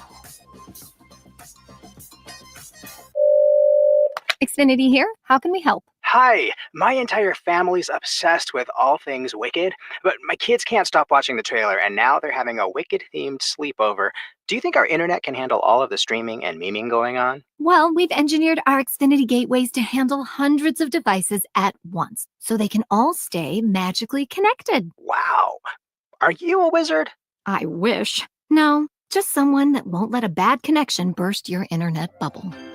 Now through December 22nd, get Thrillifyingly fast 300 megabit Xfinity internet with unlimited data and 1 unlimited mobile line together for $30 a month for 12 months with no annual contract. Go to Xfinity.com to learn more and keep the magic going from your screen to the big screen and see Wicked in theaters now. Restrictions apply. Requires PayPal Split and auto-pay or stored bank account. Equipment, taxes, and fees extra. After promo, regular rates apply. Xfinity Mobile requires Xfinity Internet. Actual internet speeds vary and not guaranteed. Hey, if you have ugly yellow toe fungus, you got to hear about the secret 2-minute trick that I found for my husband. It works from both the inside and the outside. Thousands of people are using it to get rid of their toe fungus. You can check it out at crystalflesh.com. Jake started off with a small spot on his big toe, and then it spread and got really bad. His toes were nasty. It was so embarrassing. He was afraid to take his socks off. He hid his yellow and crumbly toes from everyone. He tried everything to get rid of it. Nothing helped. And then we found crystalflesh.com. It was the only thing that worked. In just a few weeks, his toes looked amazing. He's now walking around barefoot again. You guys need to try this. I'm telling you, this stuff is different. It's not sold in stores, but go check it out at crystalflesh.com. They'll even let you try it risk-free so you have nothing to lose. But whatever you do, don't let it get worse. You don't have to live with this anymore. Go check it out now. Just click over to crystalflesh.com. Well, Mama C, look how many are on the list. That's right, Papa C. I've moved all customers Philly and New Jersey to Matt Blatt Nissan's best deal list. Wait, huh? But what about their trades? Get your Matt Blatt Nissan ones off the naughty list. Get a 120% gift over KBB fair market value for your old sled. Plus, new Nissan Rogue, 0 down, 0% financing for 60 months. Oh, yeah, it's on at Matt Blatt Nissan. New 2025 Matt Blatt Nissan Sentra S. Just $159 per month lease with 0 security deposits. Have a job clearing $450 per week. You're virtually approved today. Matt Blatt Nissan.com. Unapproved credit through NEMAC. Negative equity will be refinanced into new vehicle plus tax tag and $589 doc fee. Offers can't be combined. Call 877-289-6670 or go to mattblattnissan.com for complete details. 39 months, 10,000 miles, 1,500 due through NEMAC. VIN SY2319958. MSRP 22,730. Offer ends 1/4/2025. It's on at Matt Blatt Nissan on the Black Horse Pike, Egg Harbor Township. It's the Sports Bash with Mike Gill. Keeping the fans entertained and happy. On 97.3 ESPN and the 97.3 ESPN mobile app. 97.3 ESPN, the Major League Baseball winter meetings are in Dallas. The biggest contract we've ever seen was signed. Now what? We'll get into it. This hour brought to you by Broadlee's Plumbing, Heating, and Air Conditioning, your trusted source for heating, plumbing, service, and installation. For generations, call 609-390-3907 online, broadlees.net. Doug Glanville, former Phillies center fielder, ESPN. He joins us now from the winter meetings with some takes and some thoughts on what is going on, what could be happening, and how it changes the landscape of the National League. Doug Glanville joins me now on the Sports Bash. Doug, welcome back, pal. How are you? Yeah, what's up, Mike? Well, I'm not physically there now, but I'm definitely paying attention, especially when someone signs a contract that he could buy an entire country with. So it makes it fun. So let's get your initial reaction. This happens. Juan Soto says 765, 15 years. First, about how it changes the Mets. I mean, it's instant change. And when you talk about a generational talent like Juan Soto, someone who just does not come around that long, but the ability to produce at such a young age and to do it at a dominant level and consistently, this changes everything for the Mets. I mean, the Mets got extremely far last season, and they did that without, obviously, Juan Soto. He's a tremendous impact player, as he proved again with the Yankees. He got a world championship. And, this is what the Mets are looking for. They're showing that not only can they outbid the Yankees, but they can outbid anyone. They can outbid everybody, and obviously they beat the Phillies here, and they did it without Juan Soto. So in the National League East, as we just kind of sit here at this time, do you look as the Mets as the team to beat in the East? Well, you still have to knock off the incumbent, right? You always have to look at what the Phillies were able to do last season. But at the same time, it's become a bigger mountain to climb for Philadelphia. And the way you always look at it is year to year, when you have the team and the pieces where you're expecting to win, you try to make sure you seize that moment, because that other team or the other teams in that division could be betting on their ability to get better in the offseason. So these teams don't stay stagnant. They keep moving. And the Mets, with all that money, when Cohen first took over, they were spending it on what was available. And that was kind of older Verlander, Scherzer, veteran right-handers that were not healthy.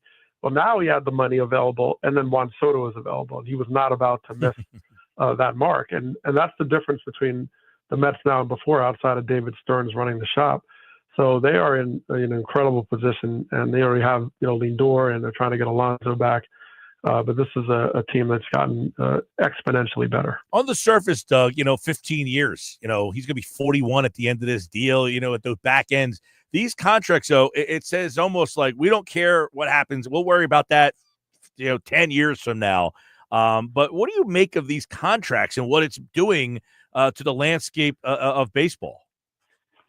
Well, when this contract ends, I'm going to be putting in and out of my teeth. I'm just taking them out and putting them on the dresser. So It's front loaded in terms of the expectation. They know that the value may not be at the end. It certainly won't be, but it's much more about what they can do now. Now, if you look at Ohtani's contract, what the Dodgers were able to amass in terms of value abroad in Japan, you see that why they could pay that amount of money. They could be worth more. That's scary to think of, but the fact that they took over an entire country in some ways, and where the Dodgers became Japan's team with these two stars, Soto has that kind of impact, and certainly not on the Japanese market, but internationally, this guy has proven that he can play in huge markets. He's fearless. So there's going to be hidden value outside of just what he might do on the field, and they're betting on that. Right. These contracts, Ohtani sets the market, sets the tone of some of these are more business decisions than on the field decisions, even though Soto is a tremendous on the field player. You are looking at the big picture, big business of what he might do for the Mets organization on and off the field.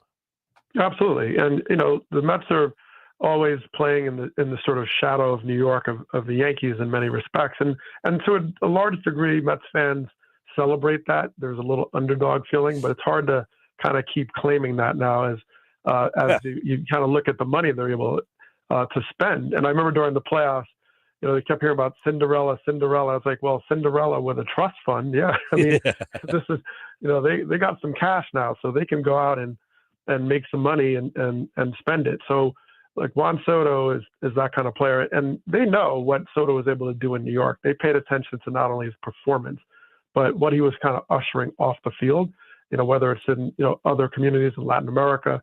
So they have a good sense of the fact that there's an impact to be made. And it just puts the Mets flag down in a different way.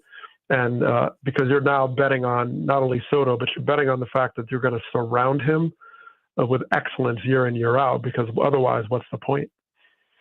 Doug Glanville, of course, ESPN, looking at the baseball landscape. All right, the Phillies, they lose to the Mets. And a lot of talk about them wanting to shake something up in that lineup. You got Harper, you got Turner, you got Real Muto, you got Schwarber, you got Castellanos, you got Bohm, you got Stott. It seems like it's hard to shake it up. But if you're Dave Dombrowski, what are you trying to accomplish with that lineup?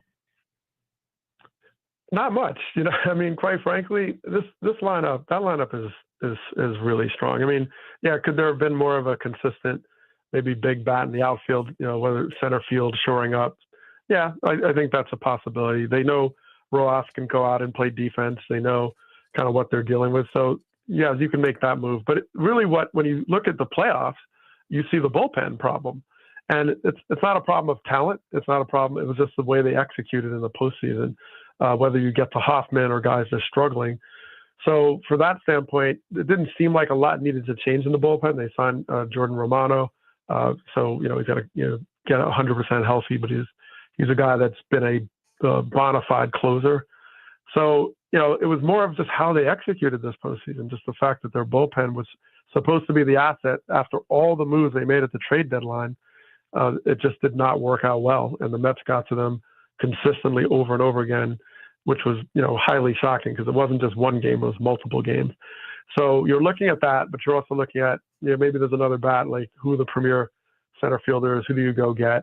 And because they know that they need to jump on this because Soto in New York, they know they just got a lot better. So the Phillies are going to have to match that. No doubt. And a lot of the trade, rumors, talk, and it is just rumors and talk. But why do you think it's a lot connected to pitching? Garrett Crochet's name has been mentioned.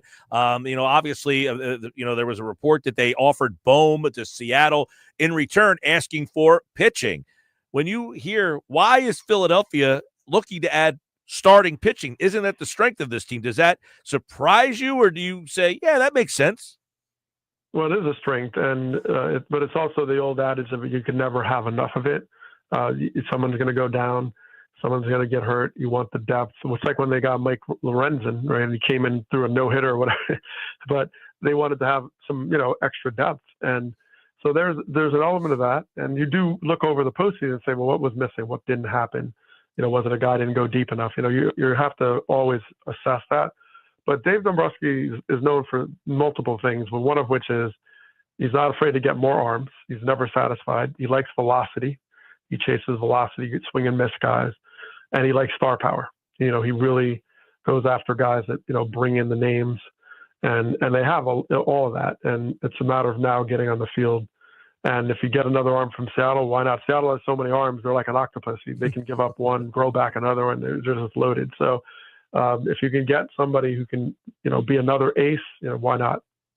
Doug, where are you kind of on these older guys who are kind of possibly, Nolan Arenado, Kyle Tucker, Goldschmidt?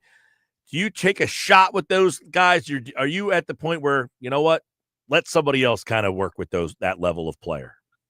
Yeah, you can take a shot at those guys because they're going to bring a lot more. I mean, Goldschmidt is, a guy that, these are pros, right? They're consummate professionals and the work ethic. And there's just more of a tone setter.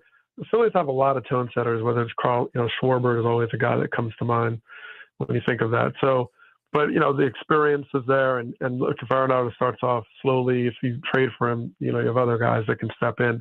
I know Stott had a down year offensively, and they're hoping he'll bounce back. He's still an excellent base stealer. He still, brings something to the table. But you get a guy like that, sort of just in case, and maybe they have a great spring, and that if they're at their best, they're going to be all-star caliber, and sometimes that risk is worth taking. If you are the Phillies at the end of the year, Doug, kind of hinted at they might, if they keep the same, core of guys, that they may have to explore shaking the lineup up. Would you be an advocate of Schwarber out of the leadoff spot and trying that, maybe just a little, if they can't tweak the personnel, to tweak the lineup and construction of the lineup? Schwarber had a really good year, and I think he has found a way to make the leadoff hitter his own. The fact that it can be 1-0, the fact that he gets on base forever, he's always on. But yes, can he be better suited in the middle of the lineup if you have someone that can do a better job to set the table? Because when you have Harper and Turner and these guys, they're loaded, you want table setters. Now, the thing about Turner, who seems like on paper would be a leadoff guy, he's aggressive, and he'll chase his hits. He'll chase the zones because he's so capable of putting the bat on the ball to get his hits even outside the zone. So a guy like that, when he's hot, he's on base. Like, the early Turner this past season, right? He's on base, he doubles, he's everywhere. When he's cold, because he expands the zone so much, he's not really getting on. And so the thing about Schwarber is that even when he's not hitting, he's getting his walks. He's getting on base. And that's really hard to replace. So to me, it's more about who other than Schwarber is a better match to lead off and set the table for Schwarber. If you don't have an answer to that, then you have to really consider someone who did a great job last year, and that was Kyle Schwarber. Doug Glanville's with us, ESPN Major League Baseball winter meetings. They're underway right now. What is your take, Doug, on you're the Phillies, you are a veteran roster, you've got a little bit of a window, you've got a couple young players. The decision Dombrowski has to decide to better this team with his young guys, his Crawfords, his Aiden Millers, his Andrew Painters, that level of guy. Do you say you got to go for it, or are you more of you got to hold on to the young kids? Well, look, Dombrowski is going to go for it. I mean, there's no question about it. And the thing that you look at with the Phillies is you think about their World Series year a couple of years ago, and you see like guys go down, like Harper's out, things implode, Girardi gets fired, blah, blah, blah.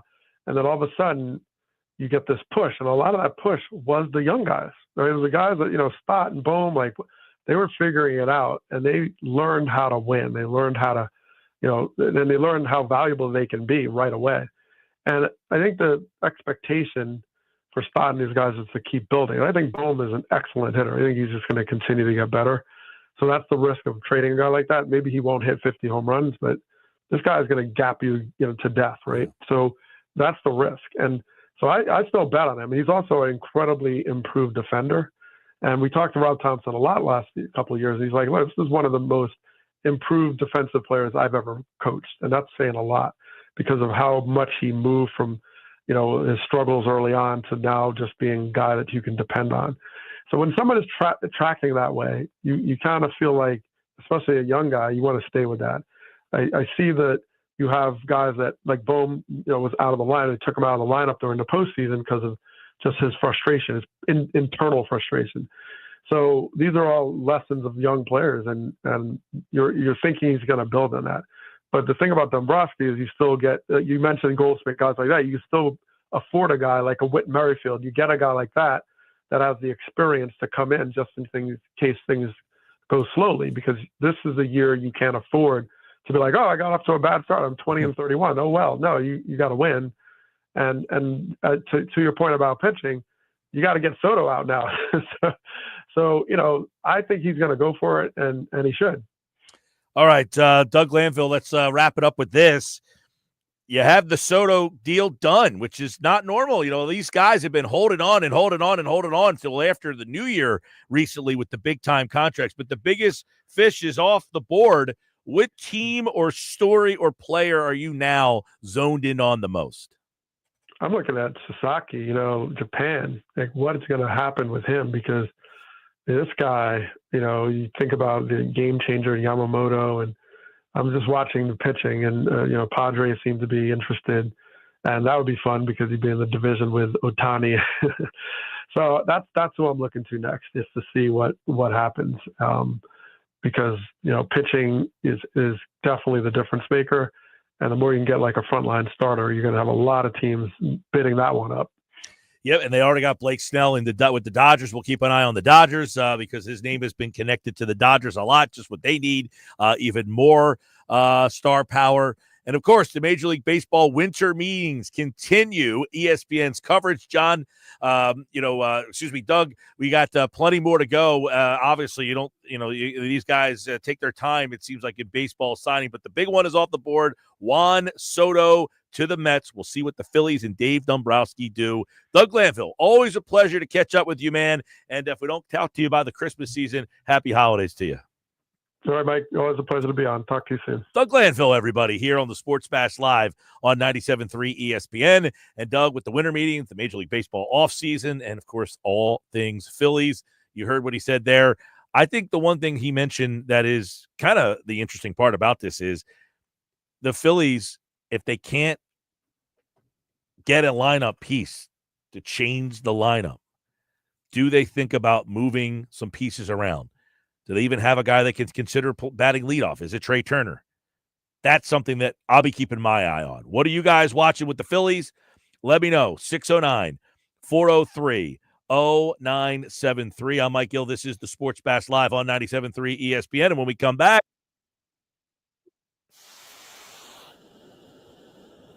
NFL playoff teams. I got that for you coming up. Plus Adam Kaplan with his thoughts on the Eagles and what could be next for them as they get ready for the Pittsburgh Steelers. Brandon Graham's comments, a problem to be concerned about. I'll ask Adam Kaplan coming up in 17 minutes. Stick around. This is the Sports Bash. This hour brought to you by Broadleaf's Plumbing, Heating, and Air Conditioning. Your trusted source for plumbing, heating, installation for generations. Call 609-390-3907 online, broadleafs.net. That's next. This is the Sports Bash on 97.3 ESPN. It's Philadelphia Flyers hockey tonight on 97.3 ESPN and the 97.3 ESPN free mobile app. Listen as Tim Saunders and Todd Fedork bring you all the exciting play-by-play action. All alone goes Beachcock. In on Bennington, back in. He scores! He does it again! It's Flyers Blue Jackets. Tonight, coverage begins at 7 p.m. It's Flyers hockey all season long on South Jersey's radio home for Philadelphia Flyers hockey. 97.3 ESPN. Go to get your game on at the Gallery Bar Book and Games at Ocean Casino Resort. Cheers your favorite drinks while cheering on your favorite team. Get in on the parlay while in the middle of a party. Go for the sports scene and go for the endless screens. Go to the Gallery. Go to the Fanatics Sportsbook. Go for the win at Ocean Casino Resort. For more information, visit theoceanac.com. Must be 21 or older to wager or consume alcohol. Gambling problem? Call 1-800-GAMBLER. If you or someone you know needs help getting through a difficult time, Start with NJ211. When you reach out to 211, we can connect you to help with housing, utilities, food, childcare, senior services, income support, healthcare, legal issues, and more. Help is available in over 150 languages, and the service is free, confidential, and available 24/7. Need help? Dial 211, text 898-211, or search nj211.org. Progressive knows finding your new home was a dream come true. You wanted a colonial with high ceilings, hardwood floors, and a peaceful neighborhood. And you found it. Now, every Saturday at 6 a.m., you get to wake to the sound of your neighbor's leaf blower. Progressive can't save you from your noisy neighbors, but we can save you money when you bundle your home and auto with us. Get a quote at Progressive.com. Progressive Casualty Insurance Company, affiliates, and other insurers not available in all states. Sometimes I struggle to get to sleep. My body stopped for the day, but my mind is still running. So I take ZQuil. ZQuil, the world's #1 sleep aid brand, has a range of non-habit-forming products to fit you and your family's needs. Invest in a great night's sleep for the best you tomorrow. I'm awake and ready to take on anything. Better days start with ZQuil nights. Explore our products at ZQuil.com.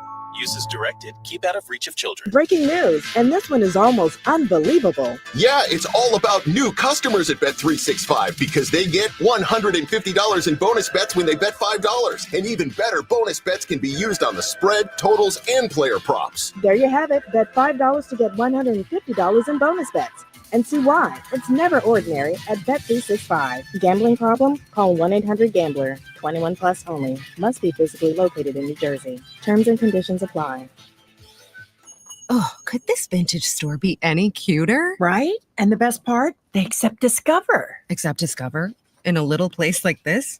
I don't think so, Jennifer. Oh, yeah, huh? Discover's accepted where I like to shop. Come on, baby, get with the times. Right. So we shouldn't get the parachute pants?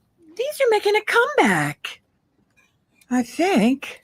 Discover is accepted at 99% of places that take credit cards nationwide. Based on the February 2024 Nielsen report. I need a new car. Under 20 grand? Okay, well, what's my trade worth? You know what? I'm going to Matt Blatt Kia, where I can get some straight talk.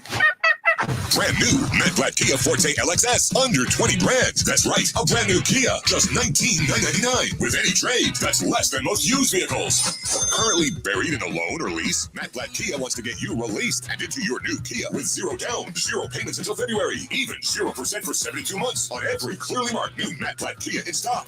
So bring any trades, because if you have a job clearing $450 per week, we want to get you approved today. It's gotta be a Matt Blatt Kia. With approved credit, 24 EV9, 1389 per thousand finance. Not all will qualify. Credit may affect down payment. Offers can't be combined. Go to MattBlattKiaNJ.com for complete details, or 888-505-6670. Price includes all costs to be paid by consumer, except for licensing, registration, and taxes through KMF. Rebates and incentives to dealer. Matt Blatt Kia, 6211 Black Horse Pike, Egg Harbor Township, and on Route 37 in Toms River. This is a story of the one. As a maintenance specialist for University Housing, he knows college students can major in wear and tear. Plus, housing so many students doesn't leave a lot of room to house all the supplies he needs. That's where Grainger comes in. With over 1 million industrial-grade products and fast, dependable delivery, Grainger carries the quality products he needs so he doesn't have to. From a new door hinge to a whole new faucet. Call, click Grainger.com, or just stop by. Grainger, for the ones who get it done. Hey, it's Mike Gill. The Nizam's Indian Restaurant on Route 40 in Egg Harbor Township is ready to serve you delicious Indian dishes. NJ.com ranked them as the #2 best restaurant in all of New Jersey. And this just in. It's their Eagles football special. Your table receives free tandoori, spicy chicken wings if the Eagles win for dine-in customers only. Join them for a special lunch buffet, Fridays through Sundays from 11:30 to 3 p.m. Visit thenizams.com for more information. It's the Sports Bash with Mike Gill. Do I have everybody's attention now? On 97.3 ESPN and the 97.3 ESPN free mobile app. All right, Sports Bash, 97.3 ESPN. Who's Hot, Who's Cold, brought to you by Jenkins & Sons Plumbing and Heating, or heating and air conditioning installation service and maintenance, plumbing and drain cleaning service. Call 609-641-6262. Online, JenkinsandSons.com. Who's hot, who's cold? I'll tell you what, NFL playoff race, very interesting in that both the AFC and the NFC, I don't want to say feel like they're locked up, but you have in the AFC a 2-game lead between 7 and 8, and in the NFC you have a 1-game lead between 7 and 8, and then everybody else is like 2 full games back. So let's go to the East. I got Buffalo, who have already clinched. I got Pittsburgh. I've got Houston, and I've got Kansas City, who's already clinched. Wild card. I'm going Baltimore, Chargers, Denver. I've had that same 7 for about the last 3 weeks now. Denver is 2 games up on Indianapolis, and they are 2 games up on Miami. Cincinnati wins last night. They are 3 back of Denver, 4 to go. So I really think it's a 3-team race for 1 spot. Denver, Indy, and Miami. I'm going to stick with Denver. I think that team's very good defensively. So I'm going Denver as the 3rd wild card on that side. In the NFC, I got Philadelphia in the East. I got Detroit, and Detroit has already clinched, so they're in. In the North, Tampa Bay and Seattle. They are my division winners. Let's go to the wild card. I've got Minnesota, Green Bay, and Washington right now are in. I'm going Minnesota, Green Bay, and I think I like the Rams to be the 7th team in the playoff field. They are 1 game behind Washington. I think LA will get in, and Washington will be out. And right now, who's hot? Rams. That's the team now for 44 points last game. Feels like their offense is starting to click. And the Commanders, and they hold off LA. So LA is the 8th seed. Atlanta is 2 games back. Arizona is 2 games back. San Francisco is looming 2 games back. So in the NFC, right, in the NFC, you've got 5 teams for 1 spot. Washington, LA, Falcons, Cardinals, Niners. 5 teams, 1 spot. I'm going to go with the Rams as the number 7 seed in the NFC. And you know what that would mean? It would be an Eagles-Rams wild card matchup in Philadelphia. Right now, the current playoff matchups in the NFC, Philadelphia, Washington, Seattle, Green Bay, Tampa Bay, Minnesota. Detroit has the bye. If LA gets the 7th seed, they would travel across the country to play against Philadelphia. Now, they just played out in LA earlier this year, and Philadelphia kind of, handled that team.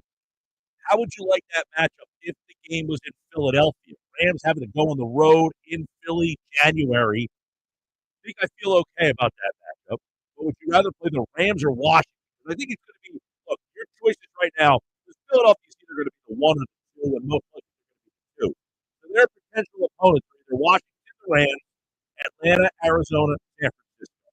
I don't think Green Bay falls to 7. I don't think anybody else can even beat 7. Those are your options for players. By the way, the AFC matchups currently would be Denver versus Buffalo, Chargers versus Steelers, Houston versus Baltimore. Kansas City has the bye. All right, there you go. There's this week's edition of Who's Hot, Who's Cold. And it's brought to you by our friends at Ace Hardware Home Services, Heating, Cooling, and Plumbing. The helpful team is making house calls in South Jersey. Visit Ace Hardware Home Services.com to book today. I'm Mike Gill. This is the Sports Fast Live on 97.3 ESPN. Before we get out this hour, I'll tell you about our friends over at the Nizam's Indian Restaurant. My intern today, Nate, just said, I hope I can get those tandoori chicken wings at the Nizam's. They're free when the Eagles win. The Eagles won this week. You got them. Check out the Eagles football special. Free tandoori spicy chicken wing. The week the Eagles win. Dine-in customers only. You go in, you visit them, you say, hey, Eagles win, free tandoori spicy chicken wing, please. They're open 7 days a week, 11:30 to 9:30. Special lunch buffet on Sunday from 11:30 to 3. Visit nizams.com for more information.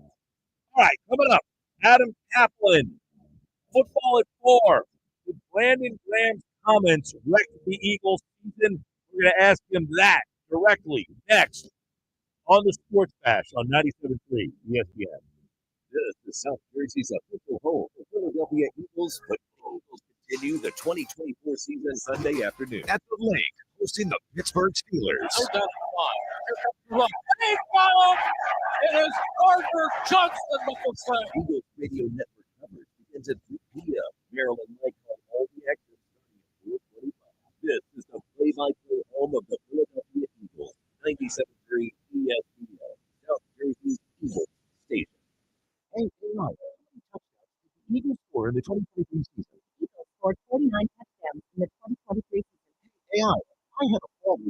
I need to recover. Please, I'll be walking. I'm sorry, but that is beyond my capabilities. Hey, I'm not getting older. I can't care for them by myself. Can you help me care for them? I'm sorry, that is beyond my capabilities. AI will never replace care. But here's what I found for the best care you can call them nursing centers. Trusted leaders in skilled nursing rehabilitation and senior care. And proud partners of the Philadelphia Eagles. Meet Cheryl. Hey, she's on vacation and lost in the moment. Unfortunately, so is her team's typical. It's gotta be somewhere. Maybe she lost it at Sausalito. We searched it at Pockets. Or maybe she lost it at Pilates. But she's not worried. With the Chase mobile app, lock her card till it turns up. Tools that help protect. One bank that puts you in control. Visit chase.com/check. Chase, make more of it. Chase mobile app is available for select mobile devices. Message and data rates may apply. JP Morgan Chase Bank and a member FDIC. I need a new car under 20 grand. Okay, well, what's my trade worth? You know what? I'm going to Matt Blatt Kia, where I can get some straight talk. Brand new Matt Blatt Kia Forte LXS under 20 grand. That's right, a brand new Kia, just $19.99. With any trade, that's less than most used vehicles.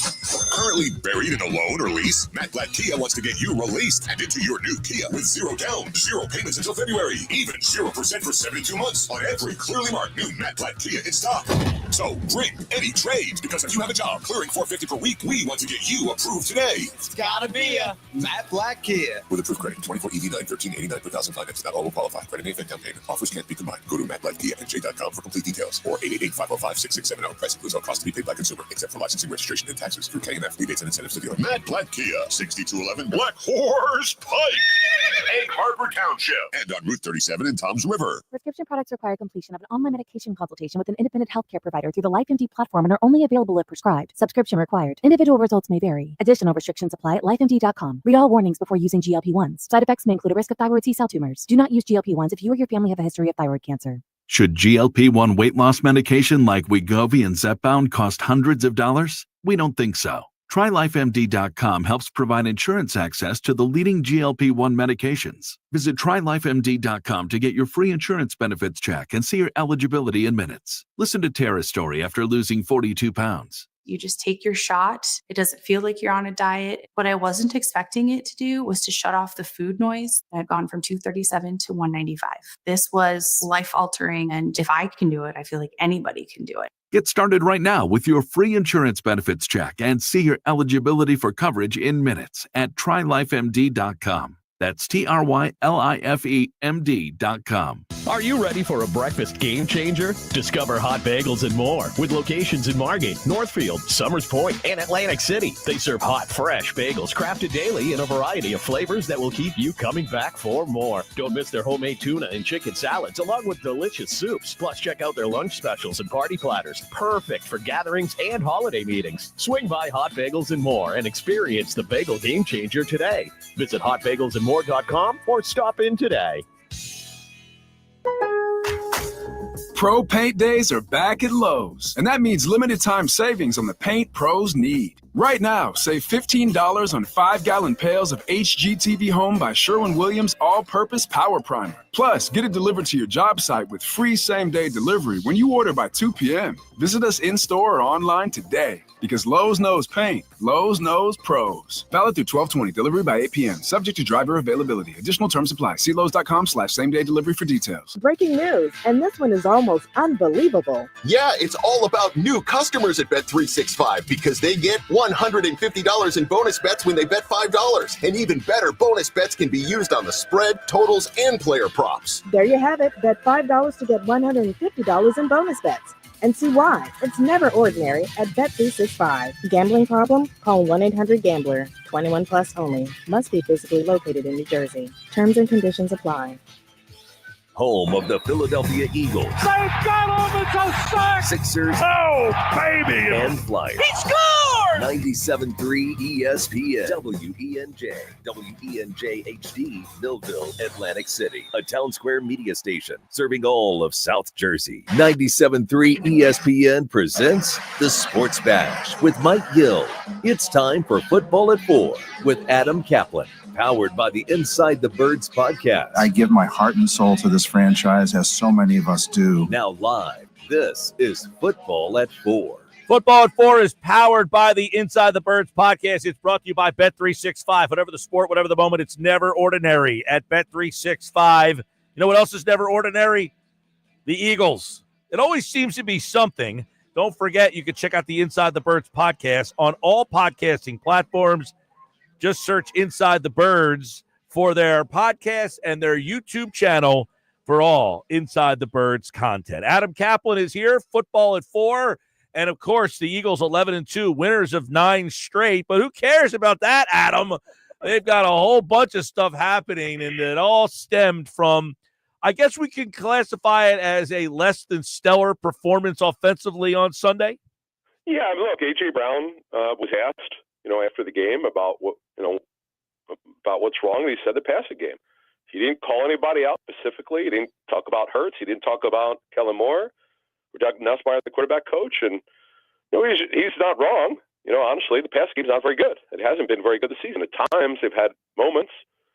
The Cincinnati game really good. I thought Green Bay, Hurts played pretty well. Opening game in Brazil, but overall, it's not been good. And look, I'll be interested to see what happens going forward here with this situation.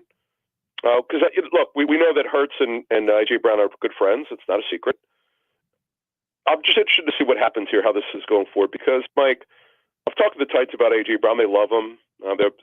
People I've talked to with the Titans who work with him love him. I mean, they were crushed when the former general manager John Robinson traded him to the Eagles, and it hurt them. So A.J.'s a great connector. He's very well respected and well liked. And he's just going to say, if you ask him a question, he's going to answer it. And that you just got to understand that. That's kind of what happened there. Now, he never mentioned his targets, by the way, anything like that. And I just, I'm trying to get people to understand he's pretty accountable, A.J. Brown. So, in terms of that comment, and then the passing game overall, Mike, for the first time since Jeffrey Lurie has owned this team, it's 30 years. They actually are not just trying to run the football; they're actually a running team. They've never been a true running team. They've had good running games, but they're a running team, Mike. They're not a passing team anymore. And it's working, by the way. But the quarterback has got to get in a rhythm, and that's certainly an issue. So, obviously, Brown is upset, or he just voices his opinion, and possibly it's over with. Brandon Graham on a Philadelphia radio station Monday night. Now, I want to tell you, Brandon, to me, has the most important play in the history of the franchise. I also always say he's the most positive guy, playful. So I always take what he says with a grain of salt because he's almost too positive sometimes that I can't take what he says as gospel, except for last night, because the way he stated it, it sounded as if he, Adam, had concern in his voice when discussing this. Yeah, I wasn't sure. See, Mike, because it's Philly radio, I wasn't sure if you could bring that up, but since you did, I will address it. Knowing BG a little bit, covering him when he was drafted in 2010, and just seeing his growth and maturation as a football player and as a man. This guy's a pretty special human being. It's not a secret. He's a really good dude. And, I heard his interview. yesterday, and I heard it this morning, and he didn't really back off about A.J. Brown. It was just interesting. Honestly, look, maybe A.J.'s words could have been a little better, but he's not wrong. That's the thing. It's like, okay, what would you like A.J. Brown to say? No comment? Or, well, look, if you want him to say, hey, I could be better too, whatever you want, you could come up with whatever phrase or line you want, but he's not wrong. Look, they did win the game, though. I think that's probably, I know some people brought up his body language after Calcaterra scored because maybe he should have gotten the ball, whatever the case may be. But Grant scored, I'm going to back A.J. Brown. I'm just going to, because I know behind the scenes the way that he is. He's a really good dude. But he's a veteran, and, for the second time in his career, Mike, he's only played for 2 teams. He probably didn't understand or know what was coming, but I don't think any of us did with the running game. We knew Barkley would be good, Mike. That was never in question. I just did not think, Mike, and this is what we didn't know coming the season, would they basically decide that it's run, throw it, whatever you feel like you need to. That's kind of where they are right now as a passing team. Yeah, and listen, I think Graham says something, and then an hour later, it almost seems contrived that he has to go and say, whoa, what I said was taken out of context. I mean, apparently there was multiple media members who got this text message saying, hey, what I said was blah, blah, blah, blah, blah. So it kind of seems that what he said originally was how he felt. And he's a veteran, and I think he's the oldest player on the team, if I'm not mistaken. Maybe there was someone older, but I don't know about it. So, yeah, and he knows. He's wise, man. He's been around. He's seen it. By the way, he's been around for the Dream Team, or I call the Nightmare Team. He's been around for a lot of things that didn't work. But look, he's been in the Super Bowl twice now. He's a Super Bowl winner.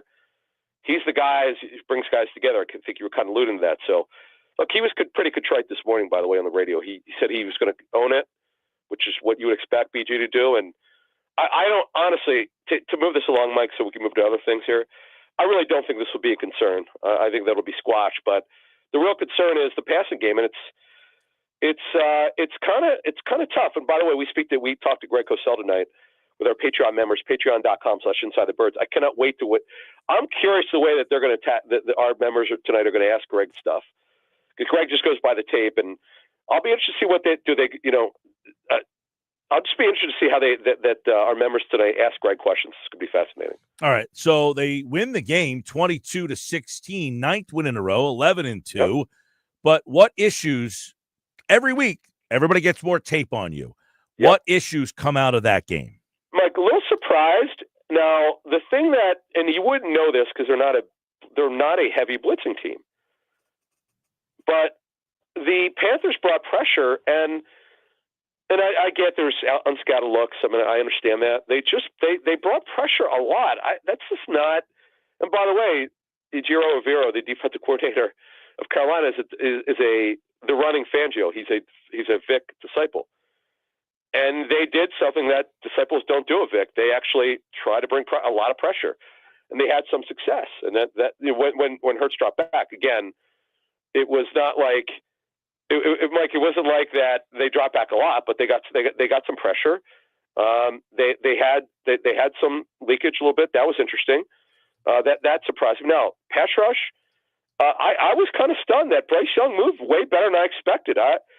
Mike, when Sirianni made the right call, by the way, to punt instead of kicking the field goal. By the way, I was told by 2 people who were on the field it was windy, and let's not forget, Jake Elliott had missed his 5th 50-yarder this year. He's 0 for 5. Yeah. I was going to ask you that question. Yeah. How much is Elliott's issues a concern, and factor into how far this team can go and the decisions they make? All right, so let me finish that thought off. It's a great point, Mike. So not only was it the right decision, Mike, they lost 1.5 yards. Remember, Maddox down it at the 3. They lose 1.5 yards. It's 3rd and 11 at the 1.5-yard line. Okay, so folks say I don't know what I'm talking about. No, you don't. You need to understand situational football. You just brought it up. They've got a kicker problem. I like most people, thought it was fixed. I spoke too soon. I got that wrong. I thought he looked good the week before. This epidemic of bad kick. I mean, look, Justin Tucker, who's the best kicker in NFL history, and we know about his problems. And the Eagles probably thank him for that. It's just kind of weird. I don't know. I was told, and we actually reported this at the time when this new group of coaches came in, because if you remember, Elliott really struggled the last year with Dave Phipp in 2020. Doug Peterson's last year. Then this group with Tyler Brown, who's the specialist coach. His dad, Randy, by the way, is the specialist coach for the Ravens, ironically. How crazy is that? But Tyler fixed it. The operation, we were told, they fixed the operation. No problems.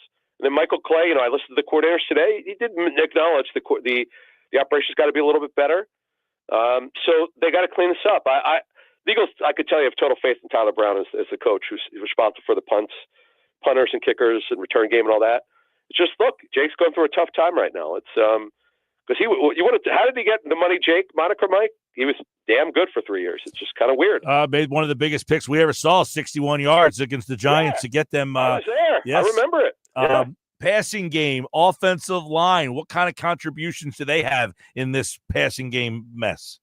Mike, look, Hurts. The big thing, Mike, is, and I know Jalen's not dropped back a lot, but it's getting rid of the ball faster. It just got to come out faster, be more decisive.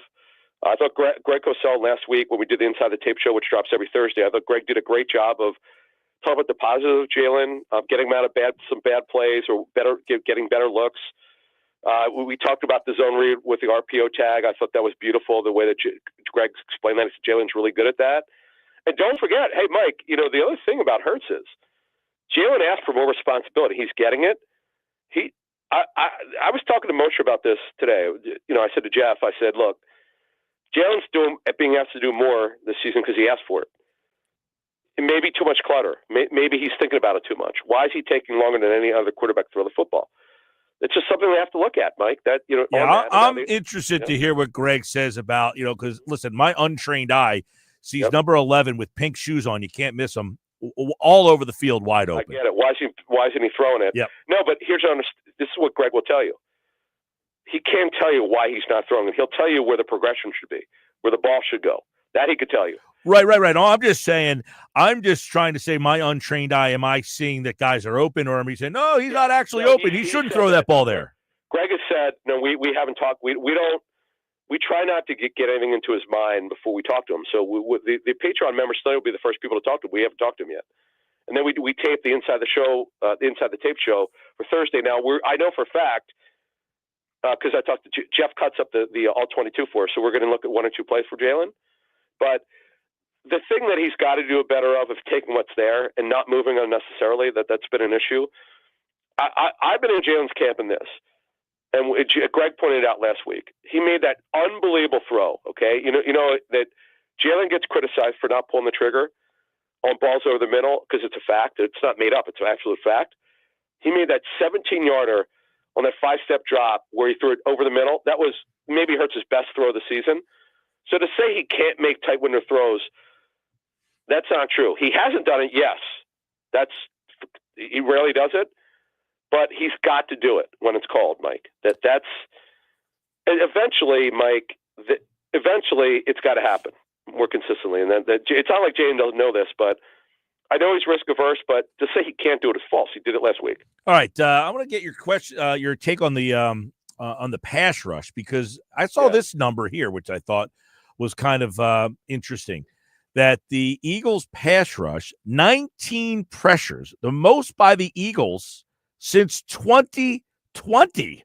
It didn't feel that way because I guess Bryce Young was wiggling his way out of some things and they had some fluky things happen.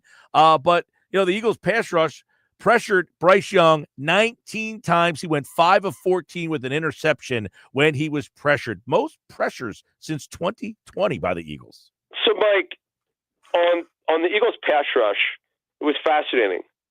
And again, Bryce Young, I just was stunned. I didn't think he could move like this. The 3rd and 11, which I talked about, the 1.5-yard line, now the Eagles wound up winning. Most times, a young quarterback won't be able to make that play. I just was kind of stunned. Look, his overall numbers weren't very good, but he did a great job. I mean, I got to give Bryce Young credit, Mike. He hung in there. Adam Thielen, he definitely got Cooper DeJean a bunch. Cooper was more of a pure nickel in this game than usual, because he's been what I've called a dynamic nickel, that not just a slot defender. They move him down the box, play him against the run, blitz him. do all sorts of different stuff. He covered Thielen a lot. Now, I don't know how many snaps he was on Thielen, but Thielen got him. But as Fangio said it in his press conference, this will be a good experience for him. Now, we'll talk more about this on Friday's show. They're going to see Calvin Austin, who's had a best season as a pro out of Memphis. I actually spoke to Calvin a couple years ago when he's come back from his Liz Frank injury. He's pretty good. Steelers play; they're a little different than the way the Panthers played, by the way, and it's good. We'll talk more about that. But look, the Eagles won the game; they won 9 in a row. And there's no, I don't get the sense, Mike. People bring it up last year. Look, first of all, last year was about the defense collapsed. They were not competitive for a while in defense. The defensive coordinator was reassigned. Matt Patricia tried to run some of his stuff; it didn't work. That was another thing, Mike. So for people bringing up last year, forget about it. The stuff that's come out here with BG, and I don't see it. And I keep my kind of ear to the grindstone on this thing.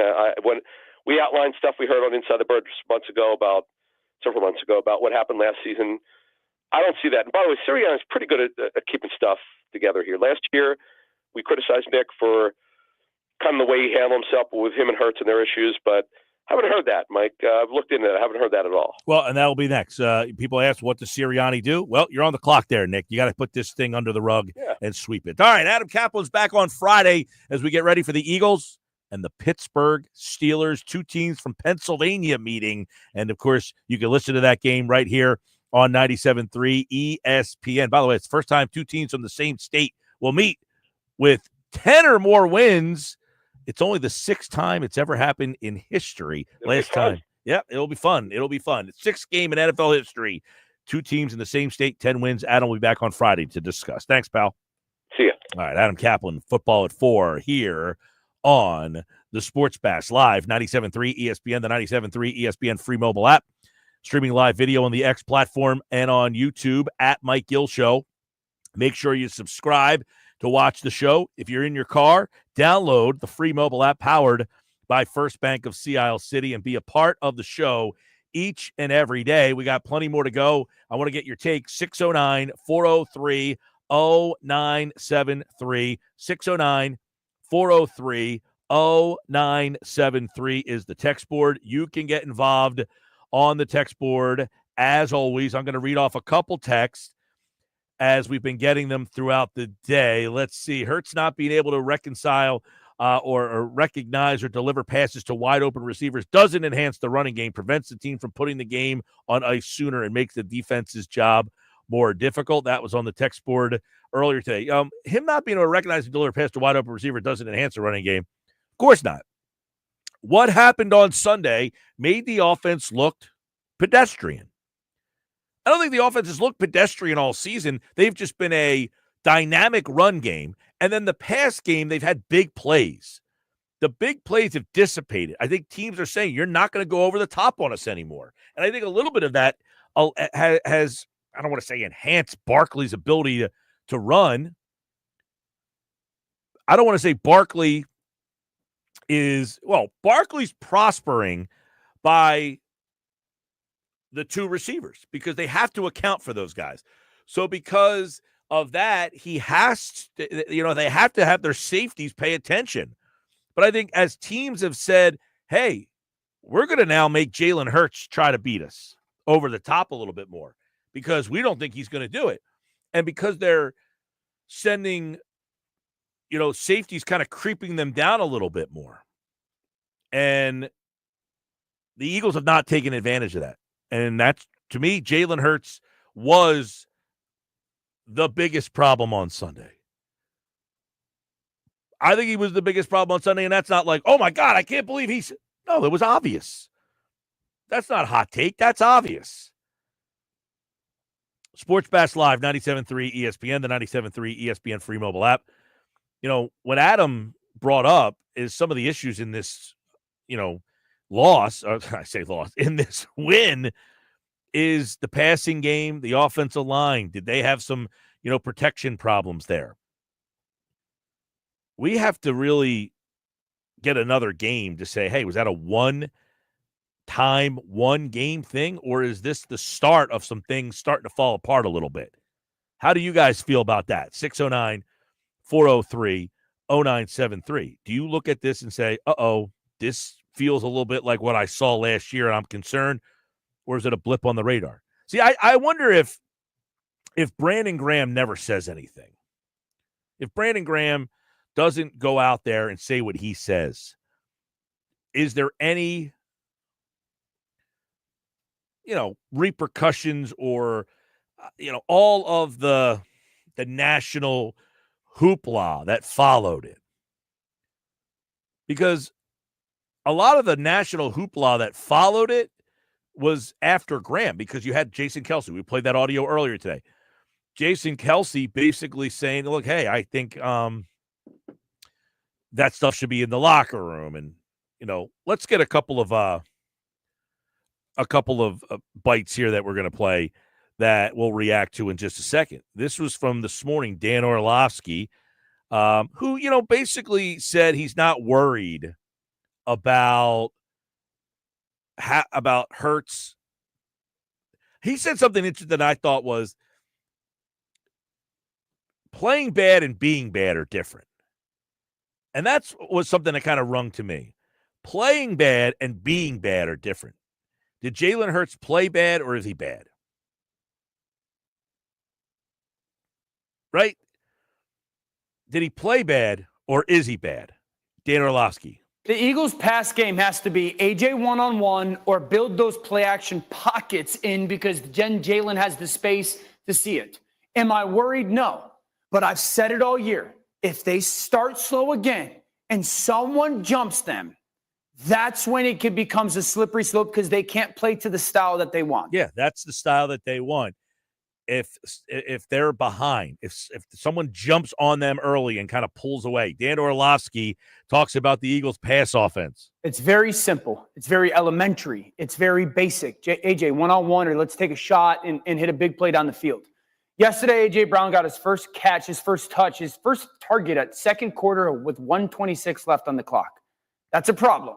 Now, that has not been the case all season long. It was very centric to yesterday, but they will have to have a better pass game in the playoffs to go win. He's not wrong about that.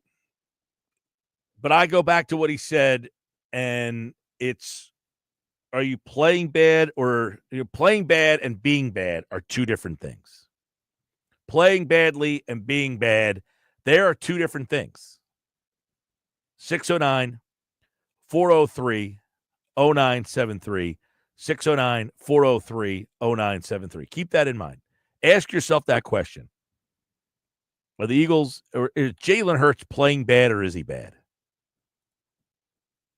I'm interested to see the reaction to that. 609-403-0973 is the text board. 609-403-0973. I'm Mike Gill. This is the Sports Bash Live on 97.3 ESPN.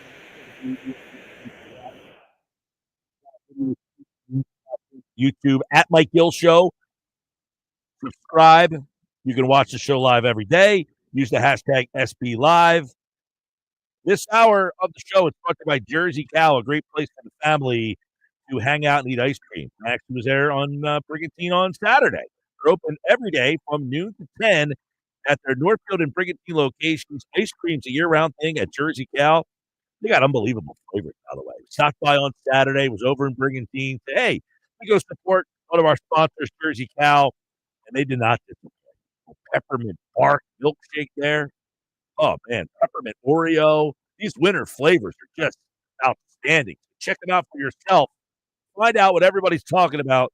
Jersey Cow, where ice cream is a year-round thing. Don't forget, this Saturday, we've got Army, Navy, right here on 97.3 ESPN. The cover starts at 2 o'clock. The Black Knights and the Midshipmen go head-to-head for the 125th time this Saturday down in Washington. Should be Philadelphia, 125. Let's go.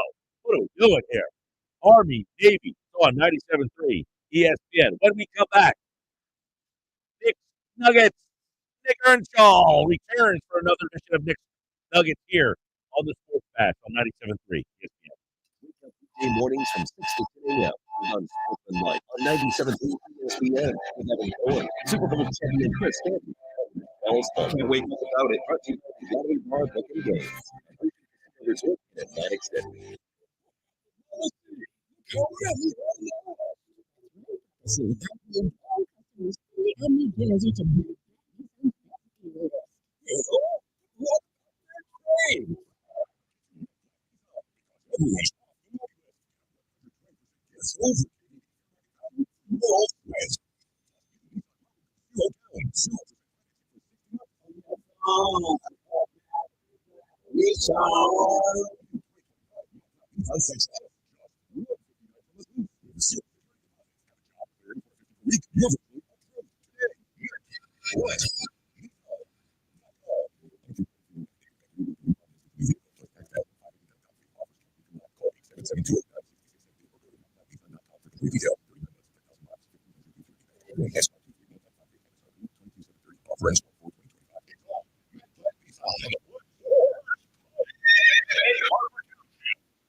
This holiday season, visit Boot Barn for top quality gifts that pay tribute to the lasting heritage of the West.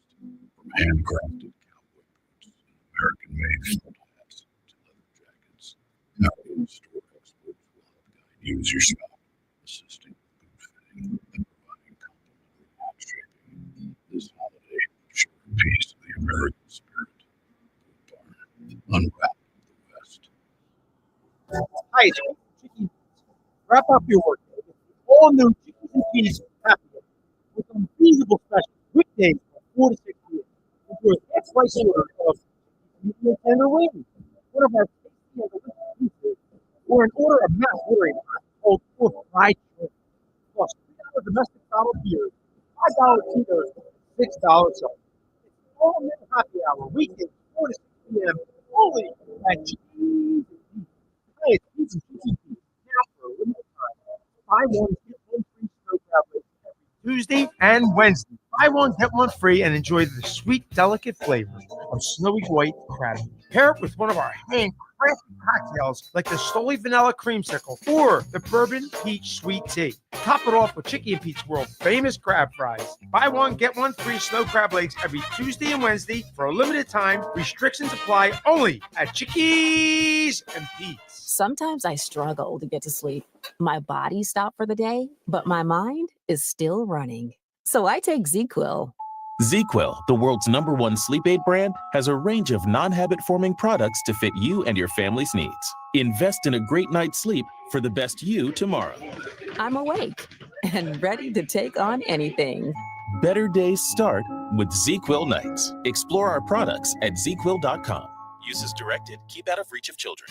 Winter is approaching. Are you prepared? Don't get left in the dark. Kelce Electric, a certified Generac dealer, has you covered. From installation to maintenance, they're your go-to experts for Generac generators, ensuring your home stays powered through any storm. A Generac home standby generator will automatically restore power to your home during an outage, so your life goes on uninterrupted. Put your trust in Kelce Electric, the premier electrical contractor, serving South Jersey for over 110 years. Visit KelceElectric.com today and stay ahead of any storm.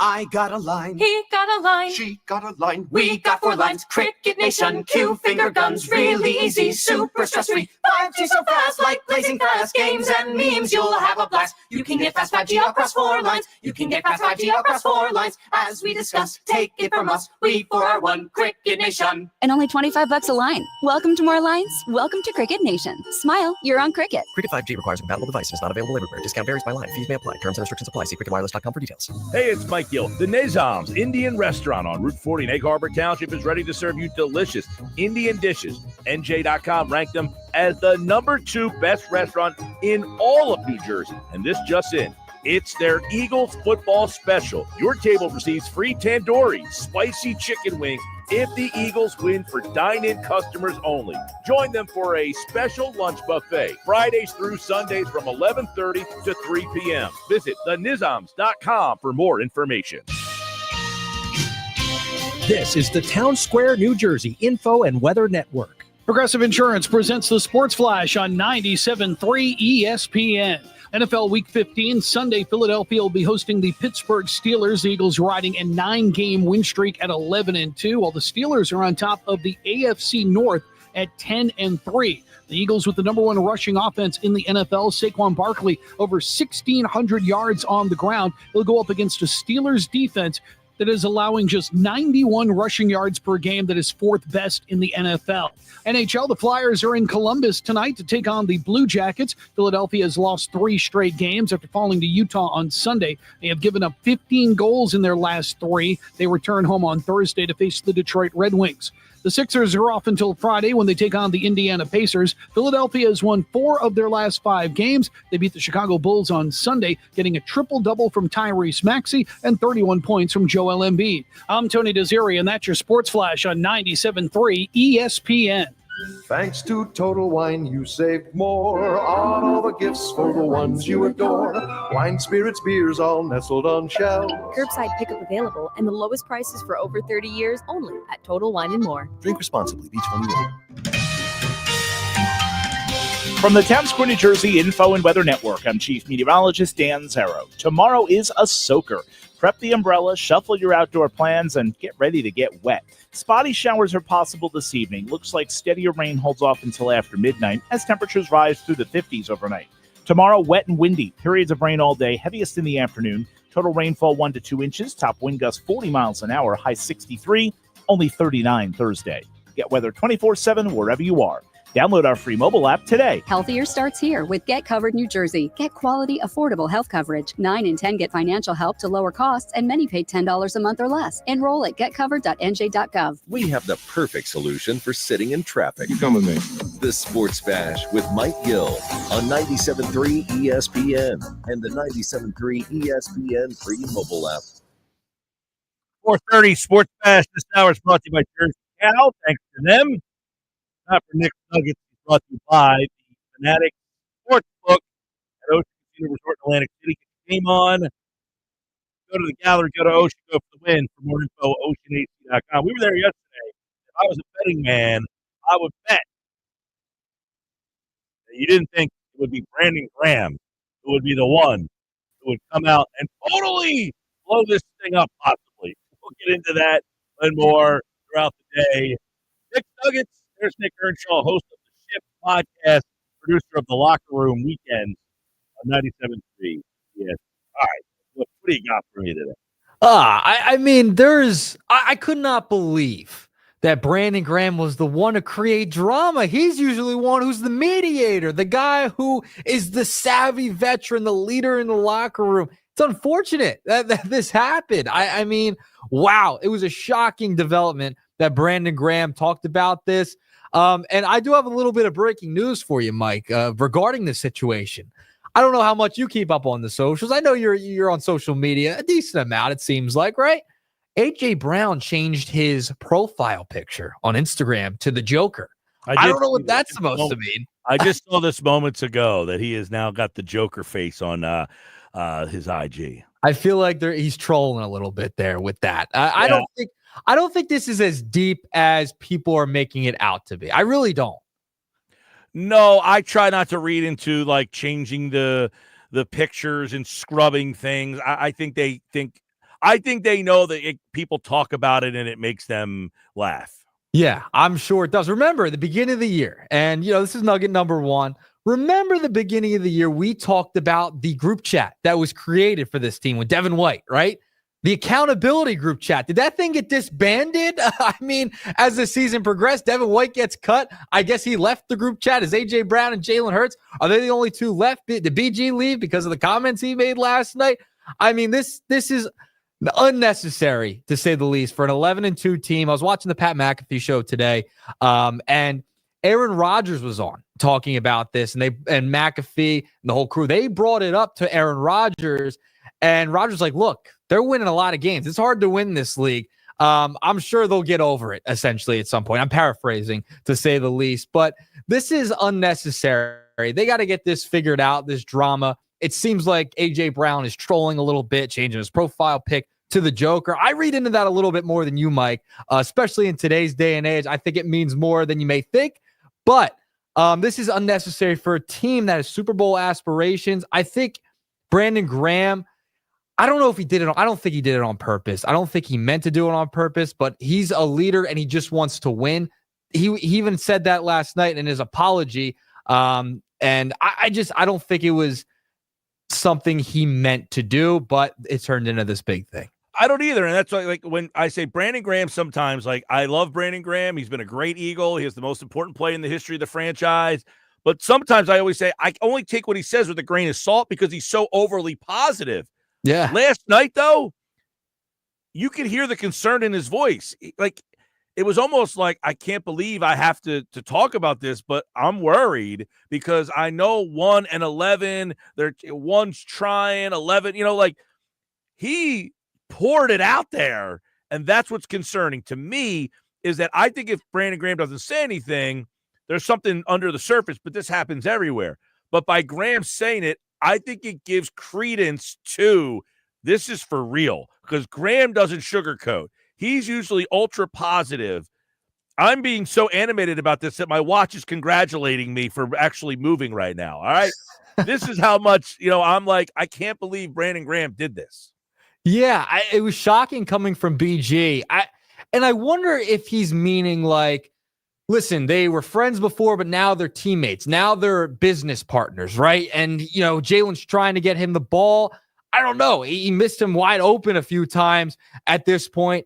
It's alarming because A.J. Brown always seems to find himself to have like these little comments and putting them out there to the media, right? I feel like it's an A.J. Brown, a little bit of an ego thing. I feel like it's more on the A.J. Brown side than the Hurts side. I don't think it's anything really deeper than football. I hope it's not.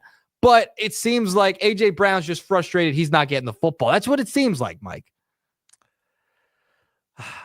I mean, what do you yes, he got asked a question. What's wrong with the offense? What did you want him to say? What would be the appropriate answer there? I mean, he didn't have. I mean, he used the one-word answer. He said passing. That reiterates the sense that he is targeting Jalen Hurts there. Okay. The rest of the interview, though, he gave very terse, one quick answer. I mean, his frustration was obvious. What's wrong with the thing? Passing. Is it frustrating? Is it hard to get into a rhythm because you run the ball so much? Very frustrating. Everything it wasn't like he gave some long. He just it wasn't like he gave some long. That's my point. He got asked a question. He answered it. So I'm not going to sit here and say A.J. Brown why. He got asked a question. He answered the question. He didn't wax poetic about any other question he got asked. Everything he answered was quick and terse, and he moved on from it. And you could tell he was frustrated after a win, though. Why wouldn't he be frustrated? Did you watch the game? I know, but they won. They won. I get that, but okay, he won. They won the game, and yet he's asked questions about what's wrong with the offense. So what is he supposed to say? Hey, we won the game. There's nothing wrong with the offense.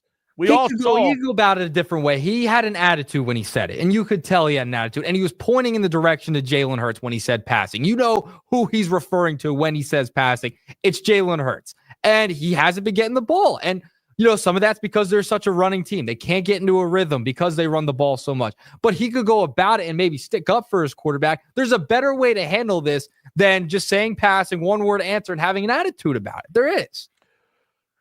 I mean, listen, I think the two guys apparently are friends, right? They were friends. Right. I don't think they're not friends. I think I said this back in the 2:00 hour.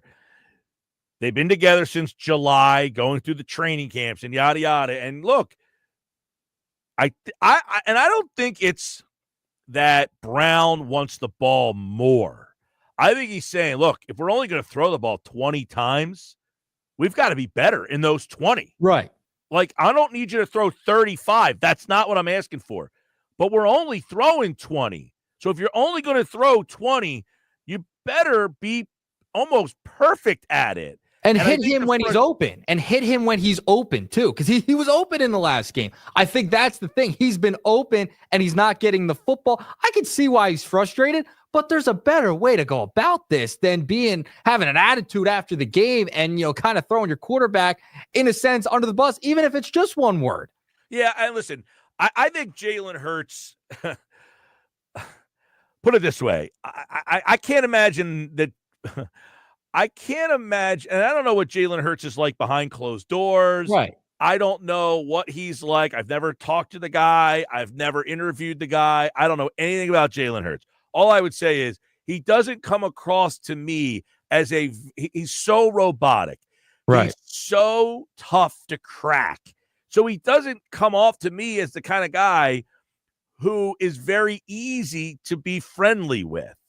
But that's just watching him and hearing him talk. He feels like he has such an exterior up in front of him that you cannot crack through it. So he's a hard guy to really get warm and fuzzy with.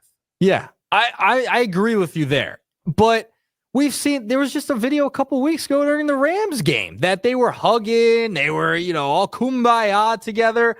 I don't think it's deeper than football. Like, I just don't. I think it's. No, I don't think. Look, if what Brown said and what happened, I think if that was it, this would be over. Brandon Graham put the fuel on the fire. He did. He's the one that extended this thing to the national media and beyond. If Brandon Graham doesn't say what he says, and then they have to backtrack it an hour later. Then he calls back into the radio station this morning to even further the flames. Listen, if he doesn't say what he said, I think this thing is just kind of, what do you think? Do they not?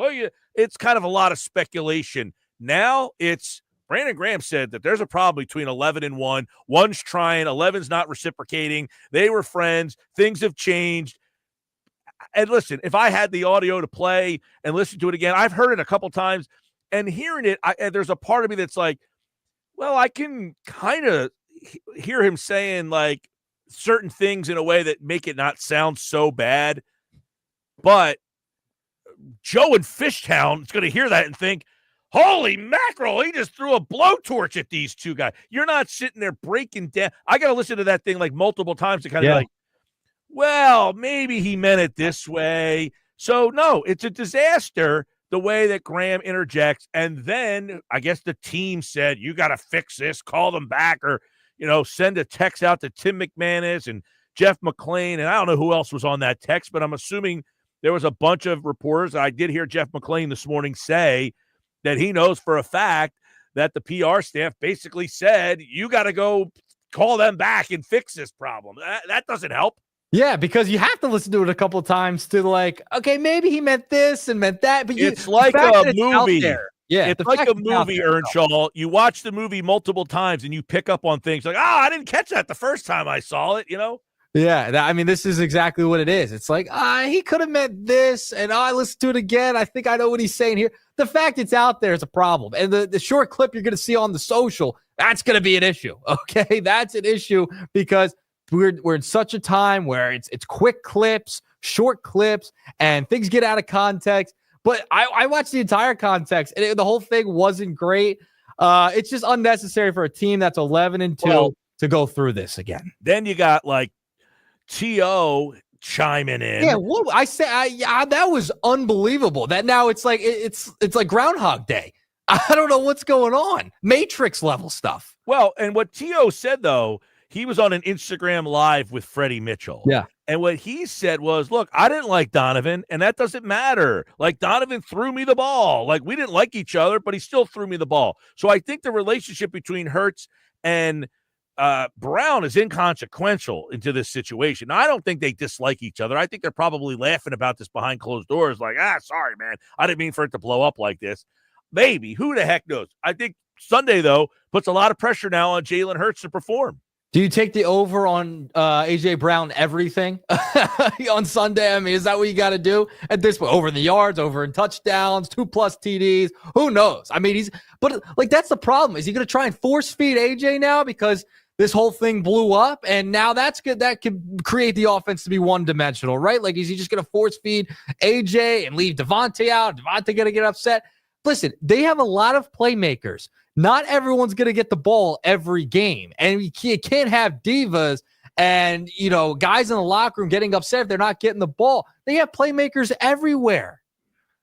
Hey, listen, we'll have to see what happens on the field now. Now when you ask the question, what does Nick Sirianni do? This is where you want the CEO coach. Yep. This is where you don't want him having to worry about play calling and designing a game plan for this week. Hey, Kellen, the game plan's on you. I got bigger fish to fry. I'm going to be talking to these guys. You come up with the game plan this week. I'll see you later. Yeah. All right. Well, that's the drama with the Eagles. We go from the Sixers, we go to the Eagles. I mean, it's a drama-filled city. That's what these sports teams seem to do. All right, moving along. Nugget number 2, Mike. I got to talk about this because I didn't get a chance to yesterday. We ran out a little bit of time. The Phillies have a new reliever. They made a signing. They made a splash. After the Soto deal, things start moving. So the market starts to set itself, right? And they get Jordan Romano from the Blue Jays. Romano had an ERA over 6 last year with the Blue Jays. Didn't play a lot. Was on the 60-day IL. But the years prior to that, very good. All-star appearances. So I like the signing of Romano. Remember, we talk about relievers a lot, Mike, and how they fluctuate from year to year. They might have a good year this year. They might have a bad year the next. If he stays healthy, you might get a solid reliever there. But there's some interesting comments Dave Dombrowski made while he's at the meetings. And he said, we feel comfortable with where we are.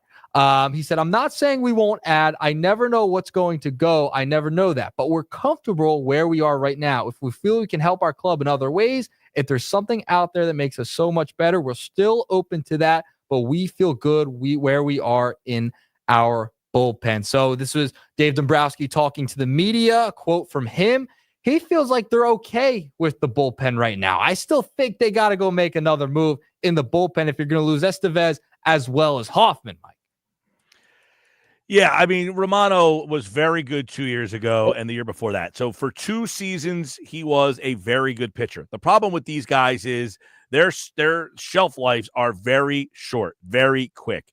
And you're hoping that last year was a blip on the radar. I mean, he got to the point where they non-tendered him. I mean, they basically said, we're not interested in you at all. So that is a little bit concerning that the Blue Jays look, because this is a guy, he's not old, 31 years old. So he's not like a 36-year-old guy that maybe you think is at the end of the line. And the Blue Jays just said, you're a 2-time All-Star. And look, Toronto's looking to spend money. They were in on the Soto stuff. So you would think if they thought they had a guy, look, to me, this is if you go in with this guy as your closer, I feel like your bullpen is less than it was last year. Now, I know who you want the Phillies to go into with their closer. You want Orion Kirkering to get the nod as the closer. Am I wrong? I wouldn't be against it. I mean, I brought it up last year. I thought he would be the guy that would get the first crack at doing it. And then, of course, he ended up, getting, what was he, sick or hurt or something at the beginning of last year. Right. So it kind of derailed the whole situation. But look, he's a young guy, but this will be last year was his first full season. Mm-hmm.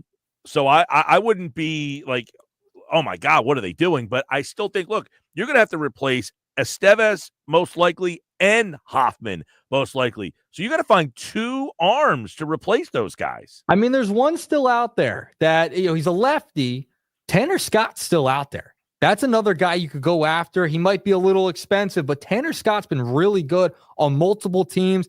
I think that's a guy the Phillies need to target. I mean, you want to upgrade the bullpen. Remember, the bullpen fell apart in the playoffs last year. Totally fell apart. They were pretty good most of the year, but at the end, they really fell apart. I think Tanner Scott would be another guy maybe to go after if you're not going to bring a Hoffman back. You're not going to bring Estevez back. Tanner Scott's a guy I feel like they've been in on before, too. Well, yeah. I mean, listen, if you brought in Tanner Scott, now I think you've upgraded your bullpen over what you had last year. He's better than the 2 guys that I think you got last year. Is him and Romano a better duo than Estevez and Hoffman?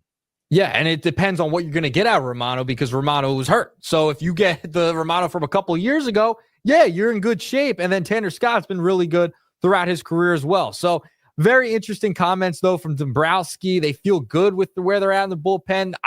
They got to make more moves across the spectrum anyway, but I feel like they got to add in the bullpen still. Romano's just not enough. It's a nice, cheap deal.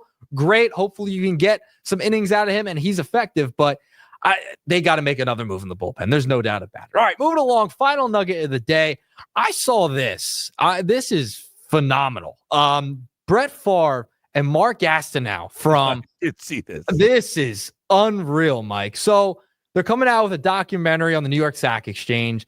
And, Gastineau, he was a guy that held the record for most sacks in a season. And he confronted – they put out a clip of the doc, ESPN 30 for 30, of him confronting Brett Favre on taking a dive on that final sack on Stray. And these are two grown men in their, 50s, 60s at least, I don't know, 70s. And he's still upset that he lost the record. Mike, what are we doing here? Yeah, this was sad. It would have felt like an old WWE wrestler, who's like, you young kids, I thought it was pretty sad. And, Favre was like, almost like, hey, man, I remember. He's like, you ruined my life. I want my sack back. I'm like, whoa, dude. Whoa. I think Favre was stunned. Favre was stunned. You could see the expression on his face. If you go, just Google it. Brett Favre and Mark Gastineau. They put out a clip for this 30 for 30 of him confronting Favre. And he was just taken aback that he was like, wow, I was being a nice guy. And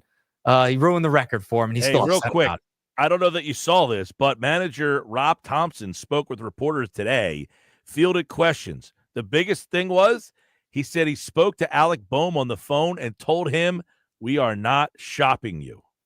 Wow. I don't know about that. You think the manager's going to call the guy and tell him that? Why would you take the time to do that? I don't know. I guess they tried shopping, and maybe they're not shopping him anymore. You know what I mean? Maybe they're not shopping him anymore. Quote, I just wanted to let him know we're not. This guy is a really good player. We're not shopping him. But because he's a good player, there's a whole lot of interest in him from other teams. Obviously, you have to do your homework and talk to people and listen. Time will only tell, Mike. All right, 3-pack of nuggets with a bonus nugget from Mr. Gill over here. I appreciate that. There you go. Nick's Nuggets is always here on the Sports Bash. He'll be back again tomorrow with another edition of the Nuggets here, and they're brought to you by the Fanatic Sportsbook. All right, Nick, we'll see you tomorrow, pal. I'll talk to you, Mike. All right, there you go. Snicker and Shaw, everybody. Nick's Nuggets are brought to you by the Fanatic Sportsbook at Ocean Casino Resort in Atlantic City. And, of course, you can check them out. Check us out there every Monday with the Sports Bash. This hour has been brought to you by our friends at Jersey Cow, a great place for the family to hang out and eat ice cream. They're open every day from noon to 10. Now, I went with the peppermint Oreo, little scoop. Just one scoop. That's all you need. They got a big portion over there. Girlfriend went with peppermint bark milkshake. Excellent. That was at the Brigantine location on Saturday afternoon. They're open every day from 10 to noon. So you can get ice cream year-round at Jersey Cow. The best ice cream is at Jersey Cow. All right, coming up next hour, One Thought Every Game. Casey Joyner from The Athletic is here. We'll get his take on a very important week 14, wrapping up what each game meant to the playoff possibilities.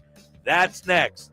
This is the Sports Bash live on 97.3 ESPN, the 97.3 ESPN free mobile app, live video on the X platform and on YouTube.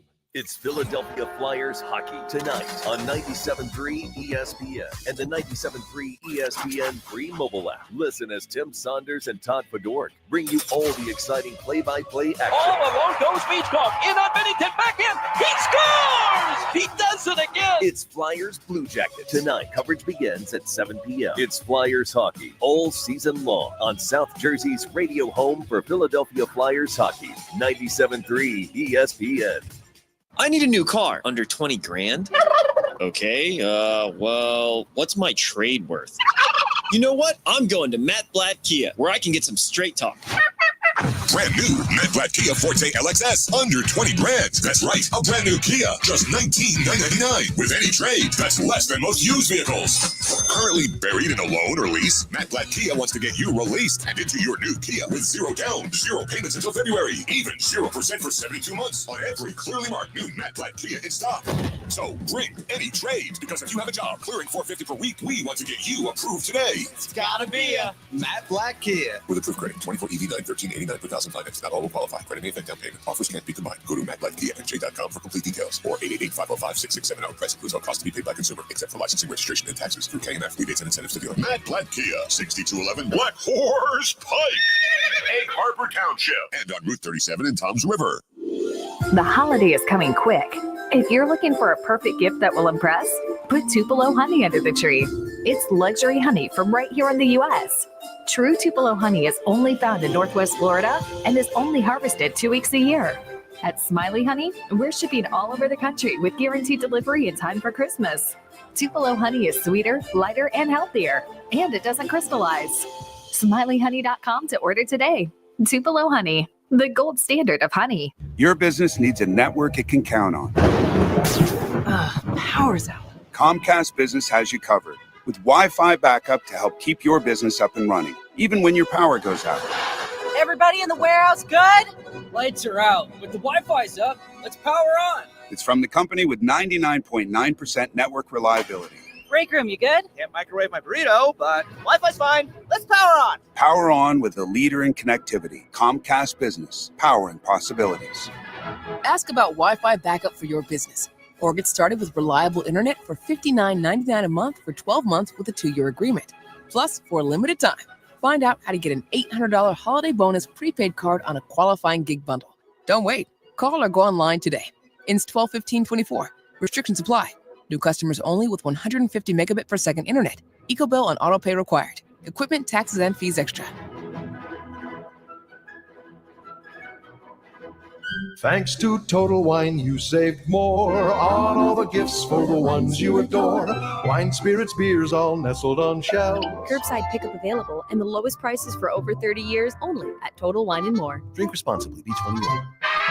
Sage Jewelers is your gift-giving headquarters. Sage Jewelers, the real jeweler, is offering the latest in diamond jewelry. Sage Jewelers has certified GIA diamonds and the most exquisite diamond engagement rings. Come see the selection of lab-grown diamond and fashion jewelry, all up to 40% off. The Sage Jewelers watch selection is second to none, including Citizen, Seiko, Tissot, Timex, and G-Shock. Sage Jewelers, expert jewelers, can also customize anything. Sage Jewelers, your holiday headquarters on Tilton Road in Northfield. Sometimes I struggle to get to sleep. My body stopped for the day, but my mind is still running. So I take ZQuil.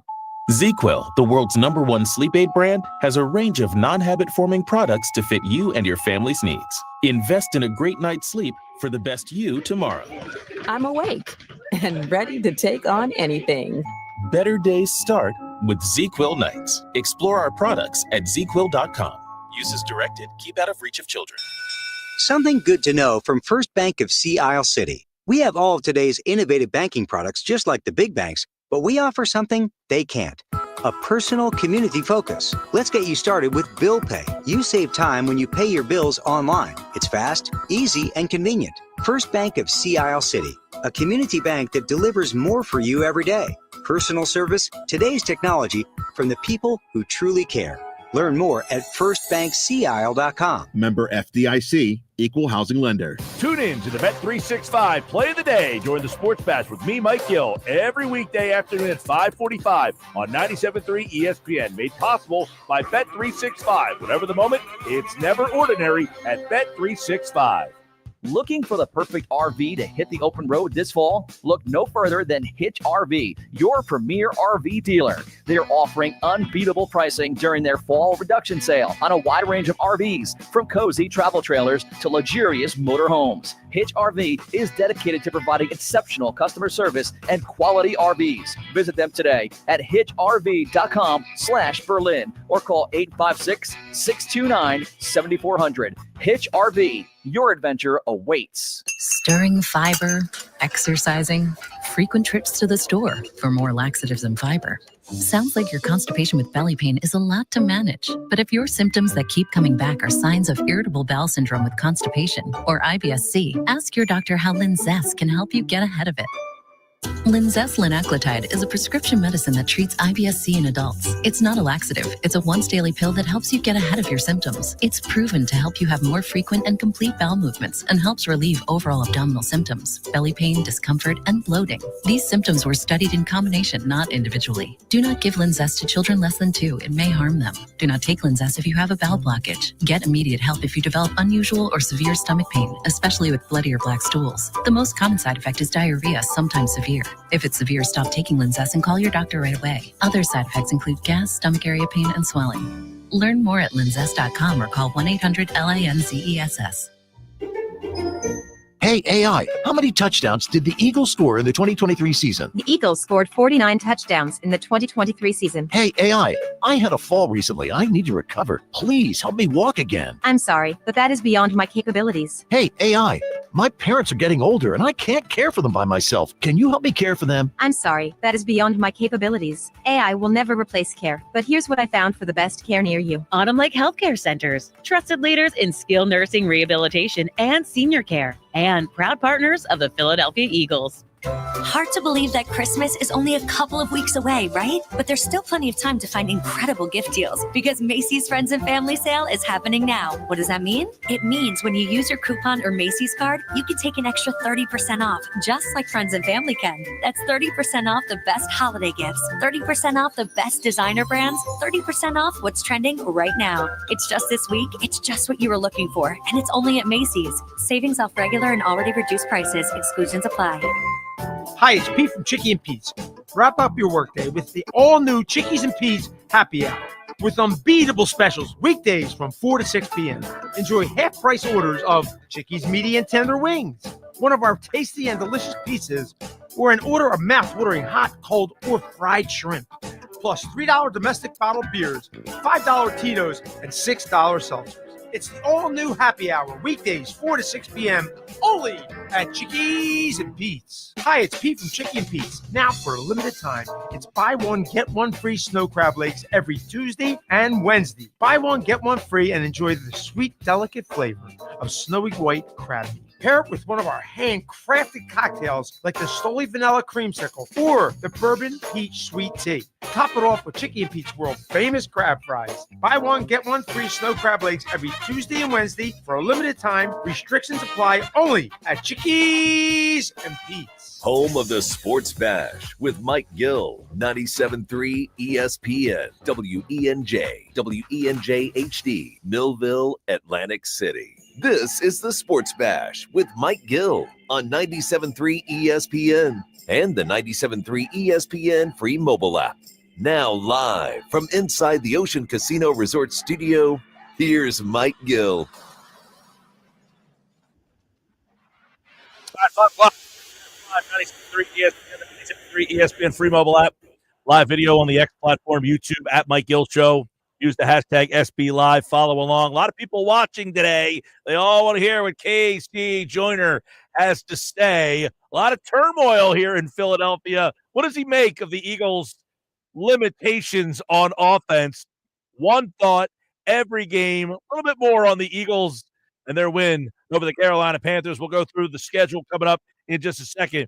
KC Joyner joins us now for one thought every game here on the Sports Bash. And boy, you would think this team was in the midst of what happened last year, Casey, when the season just fell apart on them.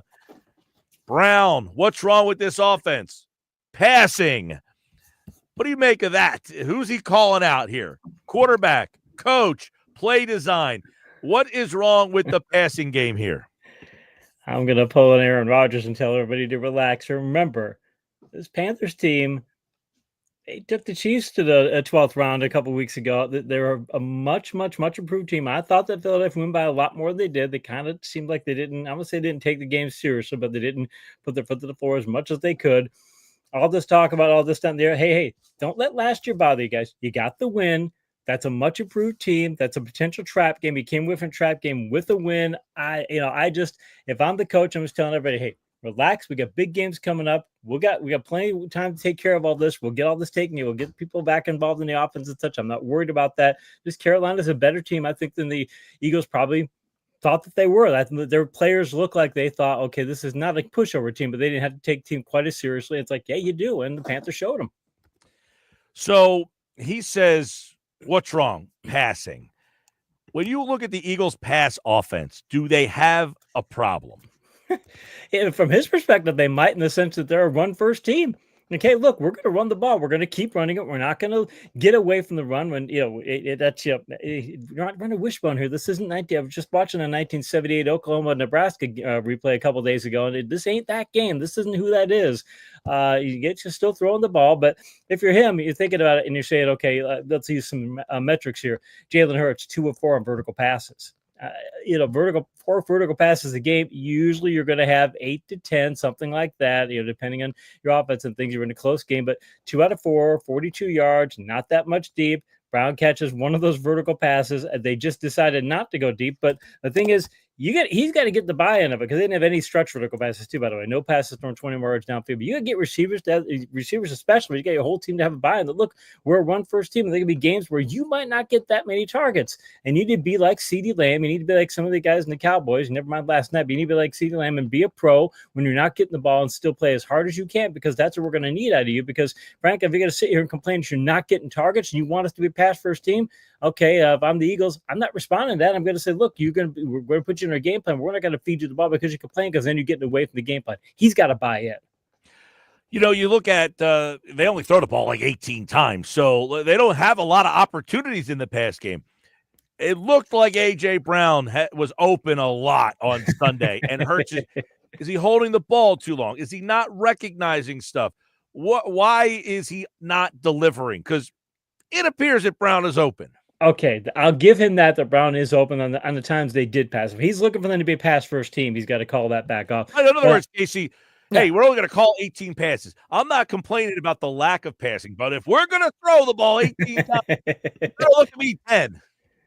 Yeah, he should. I can imagine he wants that and things, but like there's 21 targets and he got 4. Devontae got 6. I mean, that tapped the targets right there out of the 21 targets between the two receivers. I mean, the rest is Calcaterra, Gainwell, Dotson, Barkley, and Wilson. I mean, it's 19 targets and a couple throwaways. So of 19 targets, the receivers got that many. So you just didn't run the ball that much. What I think it is with Hurts, I do think with Hurts, I think that the Philadelphia team is still rattled by last year. If they get the win, that's the thing. If they had lost this game, oh, wow, I can imagine they would see that, hey, this thing is completely falling apart and we're going to have last year, but this isn't last year. And guys, you know why this isn't last year? Because you have Saquon Barkley, because you can be a run-first team, and running teams win in December. You guys decided you couldn't decide what you were last year. You're probably more of a pass-first team than you needed to be, and you were trying to do it in December games. You don't need to do it in December games. You want to go play the schedule you're going to play. You want to be a run-first team.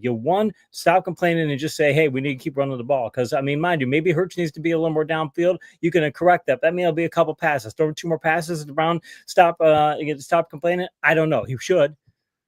Yeah, I mean, listen.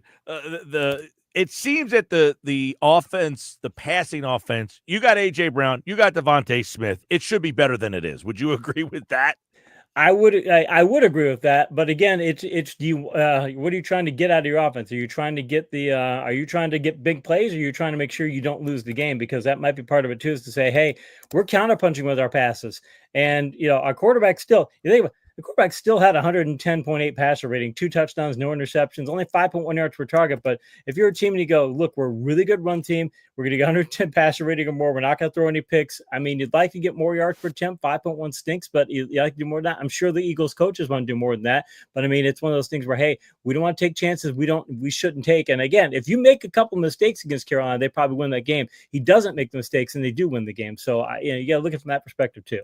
That's the number there, the 5.1. It seems that there were some plays to be made down the field. You get some one-on-one situations, and he's just checking down. I mean, there's a throw, second play of the game. He's got Brown one-on-one, and he checks down to Jahan Dotson, and you're like, oh, man, there's the play right there. And it was all day long. I mean, he threw a pass that actually was completed, biggest play of the day, to Devontae Smith. But he's got Calcaterra streaking down the middle of the field like, hey, with a ton of yak yards to go. And it just seems like, man, is he missing these things? What is the reason that it seems that he's making the wrong decision? You don't know what the thing is, you don't know what concepts they're calling too, because it can look like a calculated return on the field, and it could be that he's what I think coach will call a decoy, that you're running this guy off to run off the coverage and things. You could have that, and if that's what the look is, if you're going, if you're going to a high-low concept, and the high, you think the high receiver might be open, but the low receiver is going to be open. It's an old Y.A. Tittle saying. Y.A. Tittle from back in I'm really going back. That's before my time, but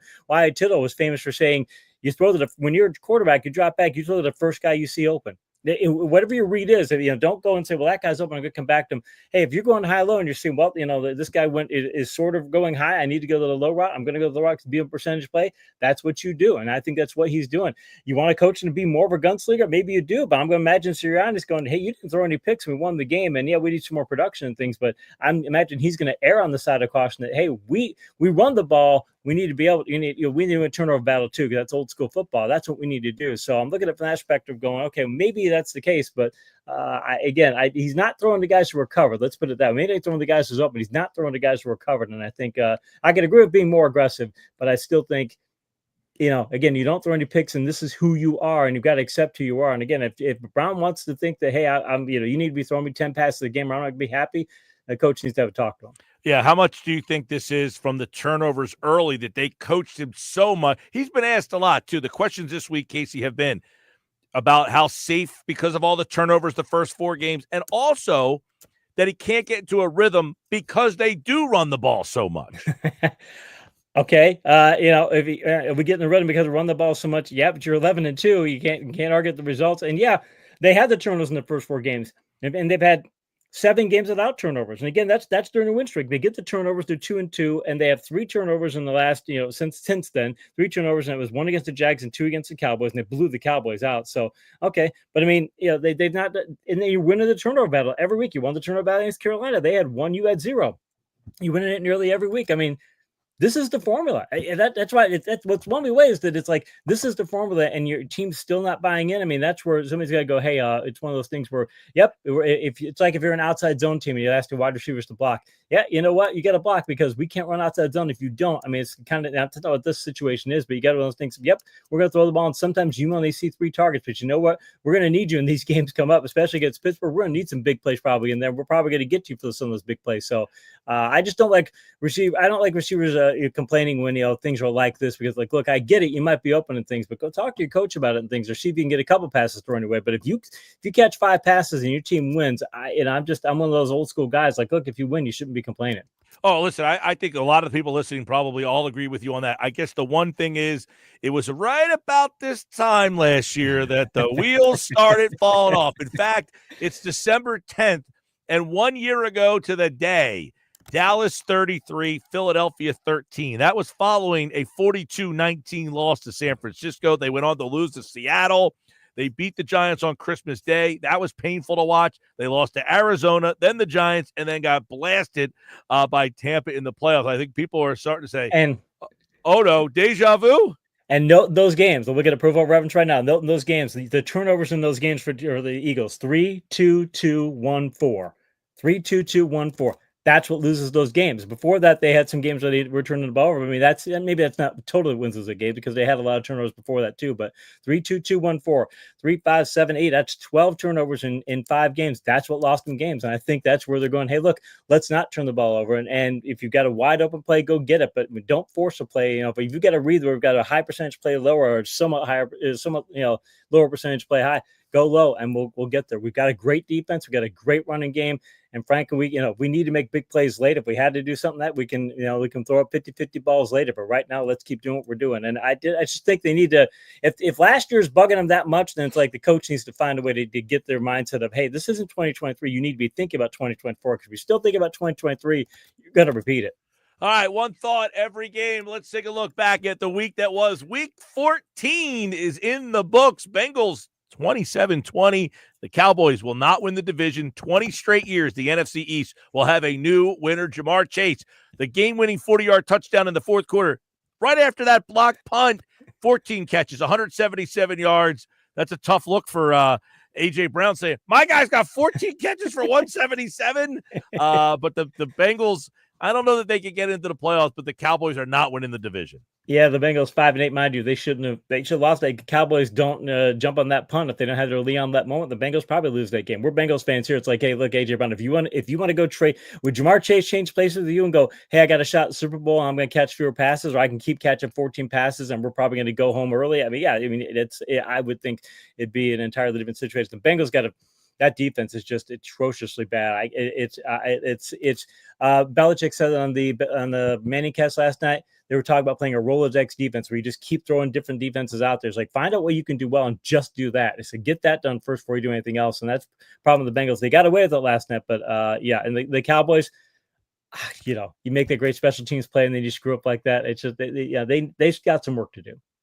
One thought every game, Casey Joyner. Let's go to the Sunday slate. The Dolphins 32-26 overtime. Dolphins 8-1 in their last 9 games versus the Jets. It's their 9th straight home win against the Jets. But will this win help their playoff chances? The Jets are out. Yeah, the Jets are. Yeah, and the Jets again. Hey, Rodgers. 339. He got the big numbers, but their defense has just not been the same since Salah left. And again the Dolphins, they finally get Hill involved really big. They get Waddle and Hill both involved really big, which they hadn't been doing and such. And you got to give them credit because when the Jets were driving down there late, it's like, we were like, my son came in and was like, yeah, it looks like Dolphins going to blow another game. And then he's like, wait, the Dolphins won it? Yeah, they won because they held at the end and they got that field goal things. They showed some guts there. So got to give Miami a lot of credit for playing as hard as they are. I'm telling you, Tua should be the MVP with the way that team's season has gone. One thought every game. Vikings 42-21. Minnesota 11-2. Best 13-game start since 2009. They lost the NFC Championship game. Sam Darnold, 347, 5 touchdowns in the game. Is it time to take the Vikings seriously? It is. It seems like they're not making a long-term commitment to Darnold. They're talking about going back to McCarthy and things. I think this is Darnold's Joe Flacco moment where the Vikings are like, yep, you know what? You need to prove yourself. You need to go to Super Bowl and win. You do, or do something like that, or take us somewhere. You'll do something more than 347 and 5 touchdowns is great. You got to do more than that. And that's the thing. I like the idea that they're that focused, that they're like, hey, you know what? We're not thinking about Darnold. We don't want you thinking about your big contract. Right now, we got games to win, and to stay that focused, they feel. That's a really, really well-coached team. And again, they're doing it with Darnold. I think they could be even better next year. But this is a team, I don't want to see them in the end. If I'm a NFC playoff team, they can beat anybody in the NFC. One thought every game. Let's go to kind of a stinker. Saints 14, Giants 11. They blocked a game-winning Graham Gano field goal. 8 seconds left in the game. It's the first field goal blocked by the Saints in 2 seasons here, but the misery for the Giants continues. They find another way to lose. How in the world do you just allow that to happen? And the guy who's blocking the kick, he's got to be 300 pounds. He's huge, and he's still able to make that jump like that. He was practicing that thing. But I mean, the Giants look. You need they were talking about it's a dumpster fire. You got to change things. I mean, and they know it too. Don't get me wrong, they know it. But you got Locke and. What else do you have? You don't have a team you can really build things around. You really got to make entire wholesale changes. I'd be surprised if the Giants don't do that. For the Saints, they'd be fighting as hard as they are. I mean, their coach is as fired up as he is. I mean, they've got if somebody whoever gets to the Saints and things, they're gonna be going to a lot better team than people think. Whoever gets the job next year. Yeah, the Saints, remember, they got off to that 2-0 start. We were talking about them getting ready for the Eagles. The Eagles beat them, and it seems like they have just gone downhill ever since. One thought every game, Russell Wilson, 6-1 as the Steelers starter, went 11-19 in 2 seasons with the Broncos. So is it Russell Wilson? Is it the defense? Is it the Steelers as a whole? They win 27-14. This looked like what the Steelers wanted to look like. And they played the Browns a couple weeks ago, and it's snow game and short week, and they Tomlin, they played down to the talent level, like, oh man, they're back to the same old thing. They win a shootout last week. That's not what they want to do. They got back this week and said, we're going to slow this thing down. We're going to grind this ball out. Only 26 passes for Wilson, 150 yards. But again, 2 touchdowns, no picks. Winston, he throws 2 picks. That's the difference in the game, I think. And the Steelers, this is Steelers football, and the Steelers, if they can continue to play Steelers football, they can get you to play their brand of football. They can go to the Super Bowl. All right, one thought every game. Let's go to Bucks and the Raiders. Buccaneers win, and the Falcons lost to the Vikings. They're in first place in the NFC South. Are the Bucks a dangerous playoff team? If McMillan can keep playing like he has, I mean, they had a really strong passing game, and the Bucs are just their team that's usually going to get into shootouts. The Raiders couldn't get them into that, but they're usually going to get into that kind of thing because their defense. Actually, the defense have played terrible earlier this year. They're mediocre now. They're better, but they're not great. But the thing is, you can get them into those sorts of games. But when they lost the receivers, they couldn't keep up. And now they've got Otten's a really good tight end. They got Evans back. Sterling Shepard put in some decent numbers. McMillan, that receiver, caught a couple of touchdowns. If those guys keep producing like they are, they can go ahead and, if they have to get in the shootout games, and they can keep winning those games. And Mayfield's good in those kind of shootout games. Again, they're a team, if they do make the playoffs, I don't want to see them in the playoffs from an NFC team, because they're a team that if they, again, shoot us to 50-50 props, and the Buccaneers are masters at that. They beat the Eagles. They beat the Lions this year, have the Buccaneers. One thought every game, Jags, Titans, 10-6, 2-7 in one-score games. Nobody wanted to win this game. You're ruining your draft prospects. Yeah, you are. And mind you, from a fantasy perspective, Pollard and Ridley had solid games and such, and if Levis gets hurt, I mean, it says something. Hey, that the Titans, I think, again, are actually a better team than people think. And the Jags, they're kind of, maybe they might have more talent too. These could be teams that if you got good coaches, or actually the Titans still have a good coach, they need to fix some situations around that. He gets some things fixed. They need better than Levis. But I think, that these teams, these are 2 teams that talent-wise, I know how badly the records are. Talent-wise, there should be more than 6 wins on these 2 teams. There's a problem with coaching here. One thought every game. Seahawks 30-18 over the Cardinals. 4 straight wins after starting 3-0. Then they lost 5 of 6, but now they're in first place. The Cardinals, Rams, Niners. This was a huge division game, though. The Seahawks were a dog in this game. They end up an outright winner, beating the Cardinals. Hey, Charbonnet got a good backup. That's the thing. You get a Thunder and Lightning backfield. You can, if your Lightning back can carry the workload, if the Thunder back gets hurt, you're in good shape. And Charbonnet had 29 scrimmage plays for 193 yards and 2 touchdowns. I mean, that's really good. Won't be a fantasy game. I was very happy to see that. But the Cardinals still have a problem. They can't throw vertical passes very well. Their defense isn't quite as good as it needs to be. And got to give the Seahawks credit. They're starting to finally get to play Mike McDonald football. He said from an old Michigan guy of, hey, we're going to run the ball, we're play good defense, and we're going to make some plays in the passing game. That's who they are and what they do. And they are finally playing to the level that he wanted them to play. And I think they've got a good vision moving forward. But the Cardinals, if they can't get Kyler Murray to fix that vertical pass issue, he's one of the worst vertical passers in the last 3 years. If they can't fix that problem, they got to make a quarterback change, because you can't win long-term in the NFL if you don't have vertical passing. One thought every game. Vertical passes all over the game in this one. Rams 44, Bills 42. First game in NFL history where both teams had 40 points and no turnovers. The Rams feel like a team that no one will want to face in the playoffs. Oh, good gosh, no. That very, very much so. And mind you, they're doing it. Kyron Williams, 29 carries for only 87 yards. Their ground game isn't even doing as good as it could. And they still are putting up the points they're putting up and such. It's big. Mind you, the Rams have some defensive issues. That's a problem I have with Buffalo in this game. The big problem is that the Rams are good offense, but the Bills' defense have been like, hey, you can count on them, and they have a bunch of red-rated players. Now, like, whoa, maybe they're nowhere near as good as we thought. And if Josh Allen gets 3 rushing touchdowns and 3 passing touchdowns, only second player in NFL history to do it. Last guy to do it was Otto Graham in the 1954 NFL Championship game. You got to go back that far to do it. That says something for him. But if they can't win with that, if their defense is playing this poorly against high-powered offenses, where the AFC has a lot of high-powered offenses, I don't know if Buffalo goes to Super Bowl after all. One thought every game. Niners 38, Bears 13. Niners season high 38 points. They had scored 37 points in the previous 3 games combined. The Niners, a team you don't want to see in the playoffs. Who's the running back? I mean, Garendo might not play this week. Taylor, and he got, I have to put him in a fantasy league and got 8 points out of him. Who is he? He's that far down the depth chart. He's a 4th-string running back. That could be a problem if you can't. And that could be an issue there. Their passing game, Debo's still not doing anything. I mean, the Bears' defense is just not that good right now, and I think that said more about how bad the Bears were than how good the Niners are. So I got to see the Niners doing against better competition for them buying in. All right, one thought every game, and man, they do it again. Chiefs 19, Chargers 17. Chiefs 10 win this season. 10 wins this year in games decided by 7 points or fewer. It seems it every week. And then on the flip side, the Chargers have lost 11 straight games that have been decided by 3 points or fewer. But what do we make of the Chiefs? Do we believe in them? Are they just invincible? I mean, what do we make of them?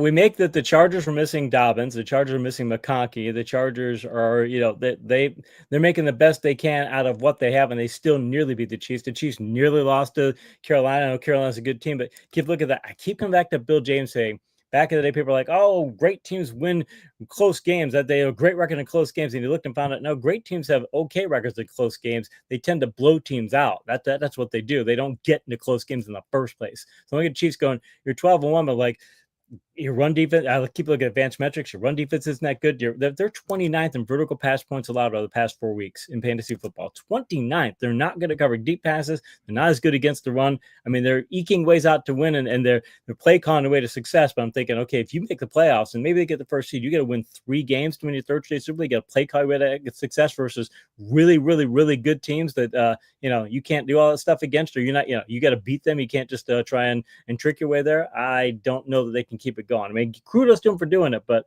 this isn't sustainable, I don't think. All right, there you go. It's one thought every game. Casey Joyner from The Athletic, and Casey Joyner's One Thought Every Game is back on Thursday to look at all the Week 15 games at 5 p.m. Got a pretty interesting slate. Bills, Lions, Eagles, Steelers.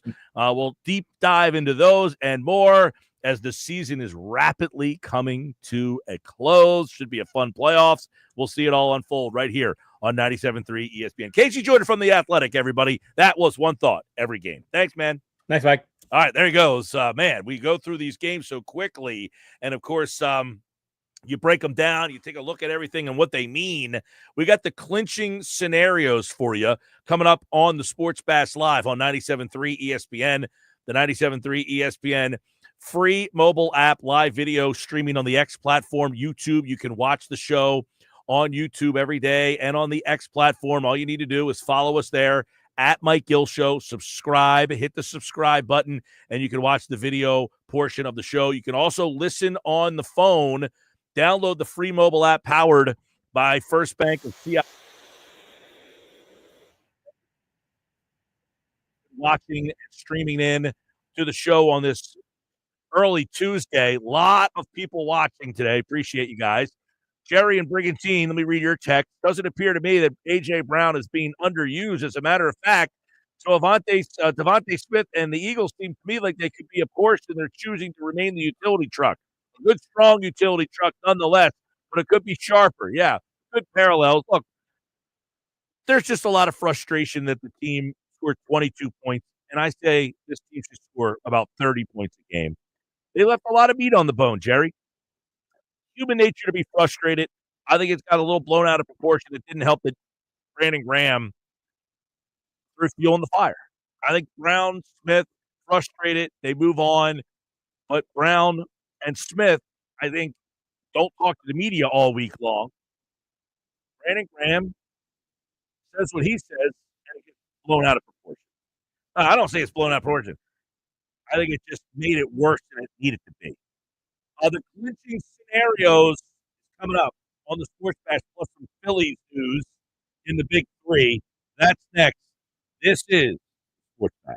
It's the Sports Bash with Mike Gill on 97.3 ESPN and the 97.3 ESPN free mobile app. Well, let's see. Look at how many are on the list. That's right, Papa C. I've moved all customers Philly and New Jersey to Matt Blatt Nissan's best deal list. Wait, huh? But what about their trades? Get to Matt Blatt Nissan because everyone's off the naughty list. Get a 120% gift over KBB fair market value for your old sled. Plus, new Nissan Rogue, 0 down, 0% financing for 60 months. Oh, yeah, it's on at Matt Blatt Nissan. New 2025 Matt Blatt Nissan Sentra S. Just $159 per month lease with 0 security deposits. Have a job clearing $450 per week. You're virtually approved today. Matt Blatt Nissan.com. Unapproved credit through NEMAC. Negative equity will be refinanced into new vehicle plus tax tag and 589 doc fee. Offers can't be combined. Call 877-289-6670 or go to mattblattnissan.com for complete details. 39 months, 10,000 miles, 1,500 due through NEMAC. VIN SY231958. MSRP 22,730. Offer ends 1/4/2025. It's on at Matt Blatt Nissan on the Black Horse Pike, Egg Harbor Township. It's your last chance to snag Dell Technologies' lowest prices of the year before the holidays. The future is on sale today with limited time deals on select PCs like the XPS 16 that accelerate AI with Intel Core Ultra processors. This is their biggest sale of the year and the best time to upgrade, but it's only here for a limited time. Shop now at Dell.com/deals. That's Dell.com/deals. Find what you love what you find. A Total Wine and More. There's so much waiting for you. Spirits and beer, thousands of wines. Guides in the know and prices so low. It just might blow your mind. You're gonna find what you love and love what you find. With curbside pickup available, you'll always find what you love only at Total Wine & More. Drink responsibly, B21. This holiday season, Straight Talk Wireless is letting you say yes a lot more with real unlimited data. Yes to sharing pics of the ugliest holiday sweaters. Yes to checking weather on the go for surprise sledding trips. And with a free phone at sign up, let the yes-tivities begin. No way! Yes way. Straight Talk, real unlimited data. Available at Walmart or straighttalk.com. Offer valid through 1/5/25 while supplies last at participating stores. Taxes and fees apply. Requires in-store activation on select single line plans. Limit of 2 phones per customer. For network management practices, visit straighttalk.com. Go for the magic this holiday season at Ocean Casino Resort in Atlantic City. Stay in one of their holiday-themed rooms or suites and enjoy a touch of holiday spirit. And for those on the naughty list this year, you can reserve an exclusive suite inspired by the most beloved green Christmas villain of all time. Wake up to stunning ocean views and experience the festive magic that brings the holiday spirit to life. Reserve your holiday escape now at theoceanac.com. Gambling problem? Call 1-800-GAMBLER. Some people just know they could save hundreds on car insurance by checking Allstate first. Like you know to check your sunroof is closed first before driving through the car wash. Whoa, whoa, whoa, whoa, whoa, whoa. Oh, no. Wait, whoa. Yeah, checking first is smart. So check Allstate first for a quote that could save you hundreds. You're in good hands with Allstate. Savings vary. Terms apply. Allstate Fire and Casualty Insurance Company and affiliates, Northbrook, Illinois. Something is happening here. Off the New Jersey coast, a new offshore wind project is generating nearly $2 billion in economic benefits for the state. We're generating thousands of local jobs, but the most important thing we're generating is trust. Look closer at Atlantic Shore's offshore wind, and you'll see that we're generating a clean energy future with a team that values safety, the environment, science, and a commitment to being a good neighbor. Learn more at AtlanticShoresWind.com. This is the Town Square, New Jersey Info and Weather Network. Progressive Insurance presents the Sports Flash on 97.3 ESPN. NBA, the Sixers are off until Friday. They'll take on the Indiana Pacers. Philadelphia has won 4 of 5. Sunday, they beat the Chicago Bulls, getting a triple-double from Tyrese Maxey. Also 31 points from Joel Embiid. NHL, the Flyers are on the ice tonight in Columbus to take on the Blue Jackets. Philadelphia has dropped 3 straight. They fell to Utah on Sunday by a 4-2 score. They've allowed 15 goals in this 3-game losing skid. This will be just a 1-game trip as Philadelphia returns home on Thursday when they take on Detroit. The Eagles hosting the Pittsburgh Steelers on Sunday in Week 15. The Eagles at 11-2 on top of the NFC East. They're riding a 9-game win streak while the Steelers are on top of the AFC North at 10-3. The Eagles have the number 1 rushing offense in the NFL. They'll go up against a Steelers defense that's 4th against the run, allowing just 91 rushing yards per game. I'm Tony Desiri, and that's your Sports Flash on 97.3 ESPN. Here is an important safety message from the New Jersey Division of Highway Traffic Safety. I'm New Jersey Attorney General Matt Plotkin. Every year, too many lives are lost in alcohol or drug-related crashes. These are preventable tragedies, and it's time to take a stand. Let's make New Jersey's roads safer for everyone. We are all counting on you. From the Town Square, New Jersey Info and Weather Network, I'm Chief Meteorologist Dan Zero. Tomorrow is a soaker. Prep the umbrella, shuffle your outdoor plans, and get ready to get wet. Spotty showers are possible this evening. Looks like steadier rain holds off until after midnight as temperatures rise through the 50s overnight. Tomorrow, wet and windy. Periods of rain all day, heaviest in the afternoon. Total rainfall 1 to 2 inches. Top wind gusts 40 miles an hour. High 63, only 39 Thursday. Get weather 24/7 wherever you are. Download our free mobile app today. You're a winner when you play Borgata's Winning Wonderland. Now through December 28th, earn entries for your stake in over $1 million in prizes, including 2 2025 Range Rovers. Visit theborgata.com. Must be 21 or older. Call 1-800-GAMBLER. You're listening to the Sports Bash with Mike Gill. And it just keeps getting better. On 97.3 ESPN and the 97.3 ESPN. 531 Sports Fast Live, 97.3 ESPN, the 97.3 ESPN free mobile app. Our One Thought Every Game with KC200 brought to you by Cooper University Healthcare. They're doing something extraordinary for families down the shore. All right, big 3 tonight. Josh is off today, by the way, for those of you who haven't figured that out by now. He is the day off. And we're doing our best without him today. It's always more difficult to do the show solo without having somebody producing the show, getting all the stuff behind the scenes. Got my guy Nate Dogg trying to learn. But Josh will be back tomorrow. All right, normally he has the big 3. I got my own big 3 today. A couple things that we didn't get a chance to really talk about all the way through. Number 1 on the big 3 today. So Rob Thompson apparently spoke earlier today at the winter meetings. Now, I did not see this until recently, so I don't know, what the context of all this stuff was. But apparently, Rob Thompson has said that he reached out to Alec Boehm, and he said he talked to him on the phone, and he wanted to let him know that we are not shopping him.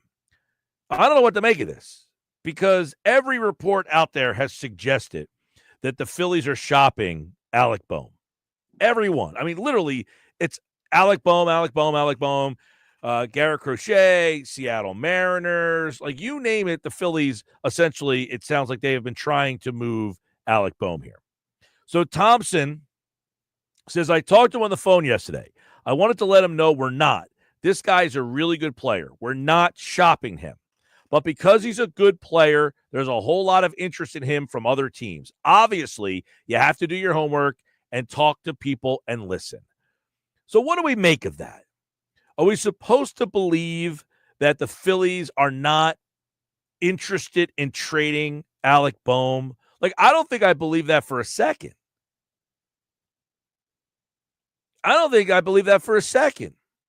He's about the only guy. Like, okay, so there have been some reports that the Phillies have now maybe they've called the White Sox and the White Sox said we're not interested. Maybe they called the Mariners and the Mariners basically said we're not interested.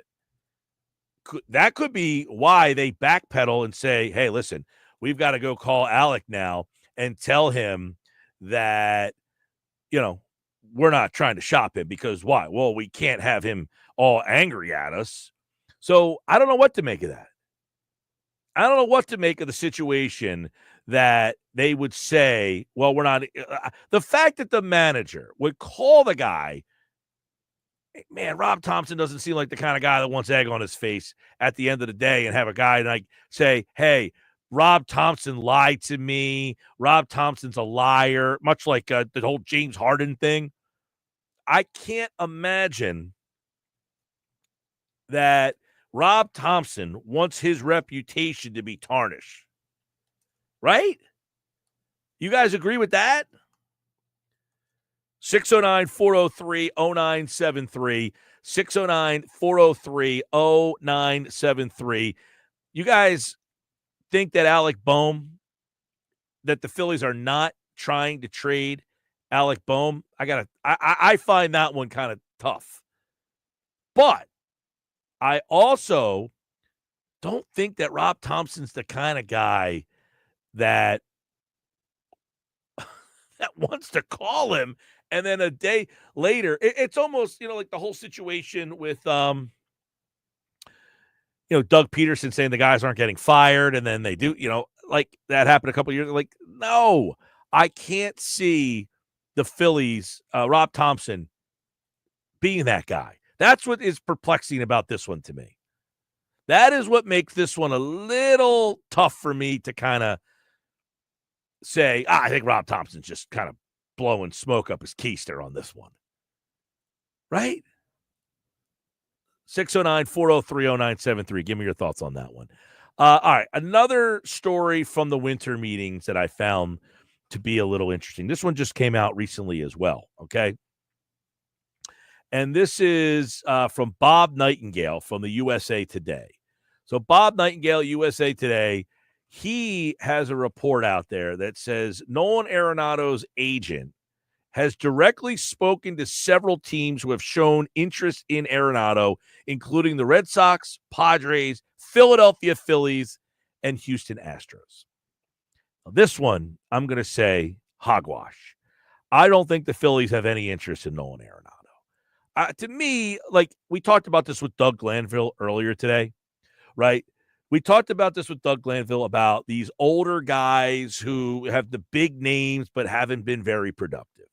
And you say to yourself, all right, at what stage am I the team that says, look, let somebody else take this guy. I don't want this guy. And Nolan Arenado, I think, would fall into that category for me. Like, Arenado is a guy that I think that I'll pass on. He is definitely a declining player, right? There's no question about the fact that Nolan Arenado is a declining player at this stage of his career. And while he's a great defensive player, by the way, tremendous defensive player. Last year, 272, 16 homers, 71 RBI. You know what that sounds like? A lesser version of Alec Boehm. 272, 325 on base, 16 homers. You get that from Alec Boehm, essentially. Arenado's a better defensive player, but the age, the contract, all that stuff. No, Arenado, I think this one is, I think this is an agent-driven report. Nolan Arenado's agent, Joel Wolf, has directly spoken to several teams. Yeah, and then he spoke to you, Bob Nightingale. And I don't buy this one for 1 second that the Phillies have interest in. Now, the interesting part is Nolan Arenado, third base. If they trade Alec Bohm, we talked about the Phillies needing to find someone to replace Alec Bohm. Do they then turn the corner to Nolan Arenado in that spot? Possible. Look, this is a guy that in Colorado, 30, 42, 41, 37, 38, 41 homers, came to St. Louis and just was not the same hitter. So I'm passing on Nolan Arenado, and I'll say I think that report is probably somewhat agent-driven at this time. But let's go back to the Alec Bohm stuff. This was a little while ago that MLB Network and was asked about the whole situation with Bohm. His, name has been mentioned in a lot of trade conversation here. So let's play that for you here on the Sports Bash Live on 97.3 ESPN. Rob Thompson on the MLB Network, he gives his thoughts on Alec Bohm and the trade rumors that surround him. Well, certainly, you've had a lot of talent on that team, the Kyle Schwarbers, the Trey Turners, the Bryce Harpers. When you look at someone like Alec Bohm, Topper, how would you evaluate his game? Geez, he's really improved so much. And I know the rumors are flying all over the place. We're not shopping him, but people are approaching us on him, so you got to listen. But this guy has improved so much, not just physically, but mentally over the course of the year, the 3-4 years he's been in the big leagues. Bobby Dickerson, who Buck knows very well, has done an unbelievable job with Alec, getting be better defensively, throwing accuracy, glove action. He's really a good hitter because he does the things that I was talking about not chasing. He does get good pitches to hit. He uses the entire field. He makes contact. That's why he's so good hitting behind Harper, because he's going to put the ball in play with runners in scoring position. He's not going to strike out. You can pretty much book an RBI if Alec is at the plate with less than 2 outs and runner in scoring position. All right, that was Rob Thompson. There you go. We're not shopping him. Now that I've heard the bite instead of just reading the bite, that changes the dynamics a little bit for me, okay? And I'll tell you why. He said, we're not shopping him, but, of course, we have, people are calling and have to listen. So I do think that makes it a little bit more that he would call Alec Bohm and say, well, we're not shopping you, but teams are calling us. Still, I do find it to be a little bit interesting that Thompson would go out of his way to say that. Right? Don't you guys agree with that? 609-403-0973. 609-403-0973. Mike, how about Bohm, Rojas, Walker to the D-backs for McCarthy and Montgomery? Who says no? Everybody. No, nobody says anything about that trade. That trade is far-fetched. Montgomery, nobody wants that contract. Nobody wants Walker's contract. I don't think anybody even offers that trade. I think that trade is enough with these MLB The Show trades. These trades, you got to stop packaging like 7 guys in a trade that are all mediocre and then saying, oh, somebody wants one of these. Nobody wants these guys. Like McCarthy, Montgomery, nobody wants Montgomery. Nobody wants Montgomery at all. Like that guy is almost untradeable after the year that he just had in the contract that he signed. And I know it's, I think it's for 1 more year. And you might say, hey, well, maybe we're the team that, but nobody wants these guys. Like, come on, we got to do better than this. This isn't MLB The Show where you just keep hitting, does the computer accept the trade or not? Nobody in that deal. I don't like the problem with Bohm is I don't think he excites anybody. I don't think another team is all that excited about getting Alec Bohm. Like, are the Diamondbacks willing to move Jake McCarthy, a younger player who 350 on base. I mean, he's a guy that I think they're not trading for Johan Rojas. There's no player in that deal that the Phillies would move that Arizona is excited about. They don't want Taijuan Walker's contract. Come on. Now, if you said one of the teams would say yes to that deal, it'd probably be Arizona, and I'll tell you why. Is because the owner, Ken Kendrick, a WVU grad, by the way, he came out and said that it was the worst contract that they ever signed was Jordan Montgomery. So, yeah, he might be interested in getting rid of Jordan Montgomery. But I don't think, anybody makes that deal. All right, 609-403-0973. 609-403-0973. I wanted to talk about this one, too. We're in the big three. So Brett McMurphy is the college football insider for Action Network. Okay, he used to work at ESPN. He broke the news before the college football playoffs were announced that SMU would be in the field and Alabama would be out. He had the report 30 minutes before the bracket got revealed on ESPN. So the executive director, Rich Clark, says he's furious over the fact that McMurphy knew this. So I do my podcast, Last Word on Sports Media. Okay? We had a clip from Brett McMurphy. And he discussed how he gets his information and how he goes with it. And he says, look, I have a group of 5 guys that send me information. And if one of those guys have it, that's who I go with. So I'm going to play the little bit of a bite here from Brett McMurphy on this whole situation. This is from the Last Word on Sports Media podcast, in which I'm one of the hosts of. And Brett McMurphy was a guest on the podcast. Now, full disclosure, he was a guest on the podcast before I became one of the hosts. But this is what he said about breaking stories.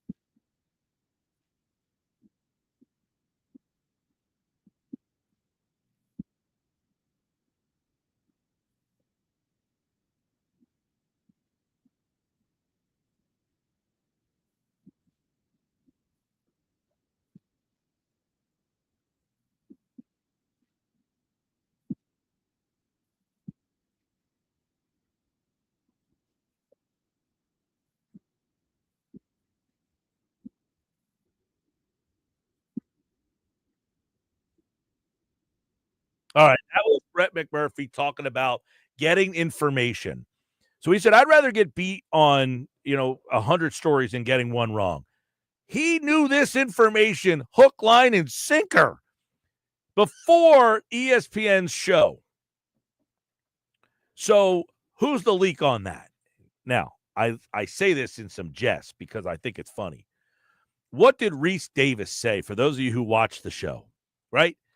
He said, the only person in America that has the information is the graphics guy who had to put the graphics up of who made the bracket. Is that guy the leak? That's your big three. Sports Fast Live, 97.3 ESPN, the 97.3 ESPN free mobile app. Is the graphics guy the leak? Think about it. Who else had the information other than the graphics guy? All right, we'll come back.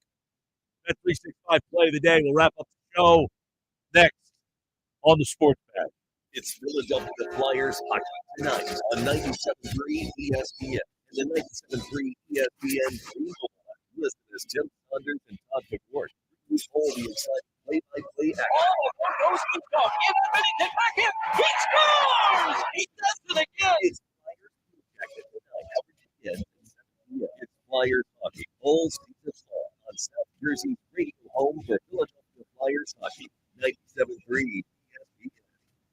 craving a tasty breakfast or lunch? Come on down to Hot Bagels and More. They've got fresh baked bagels, irresistible spreads, and a mouth-watering selection of sandwiches perfect for any appetite.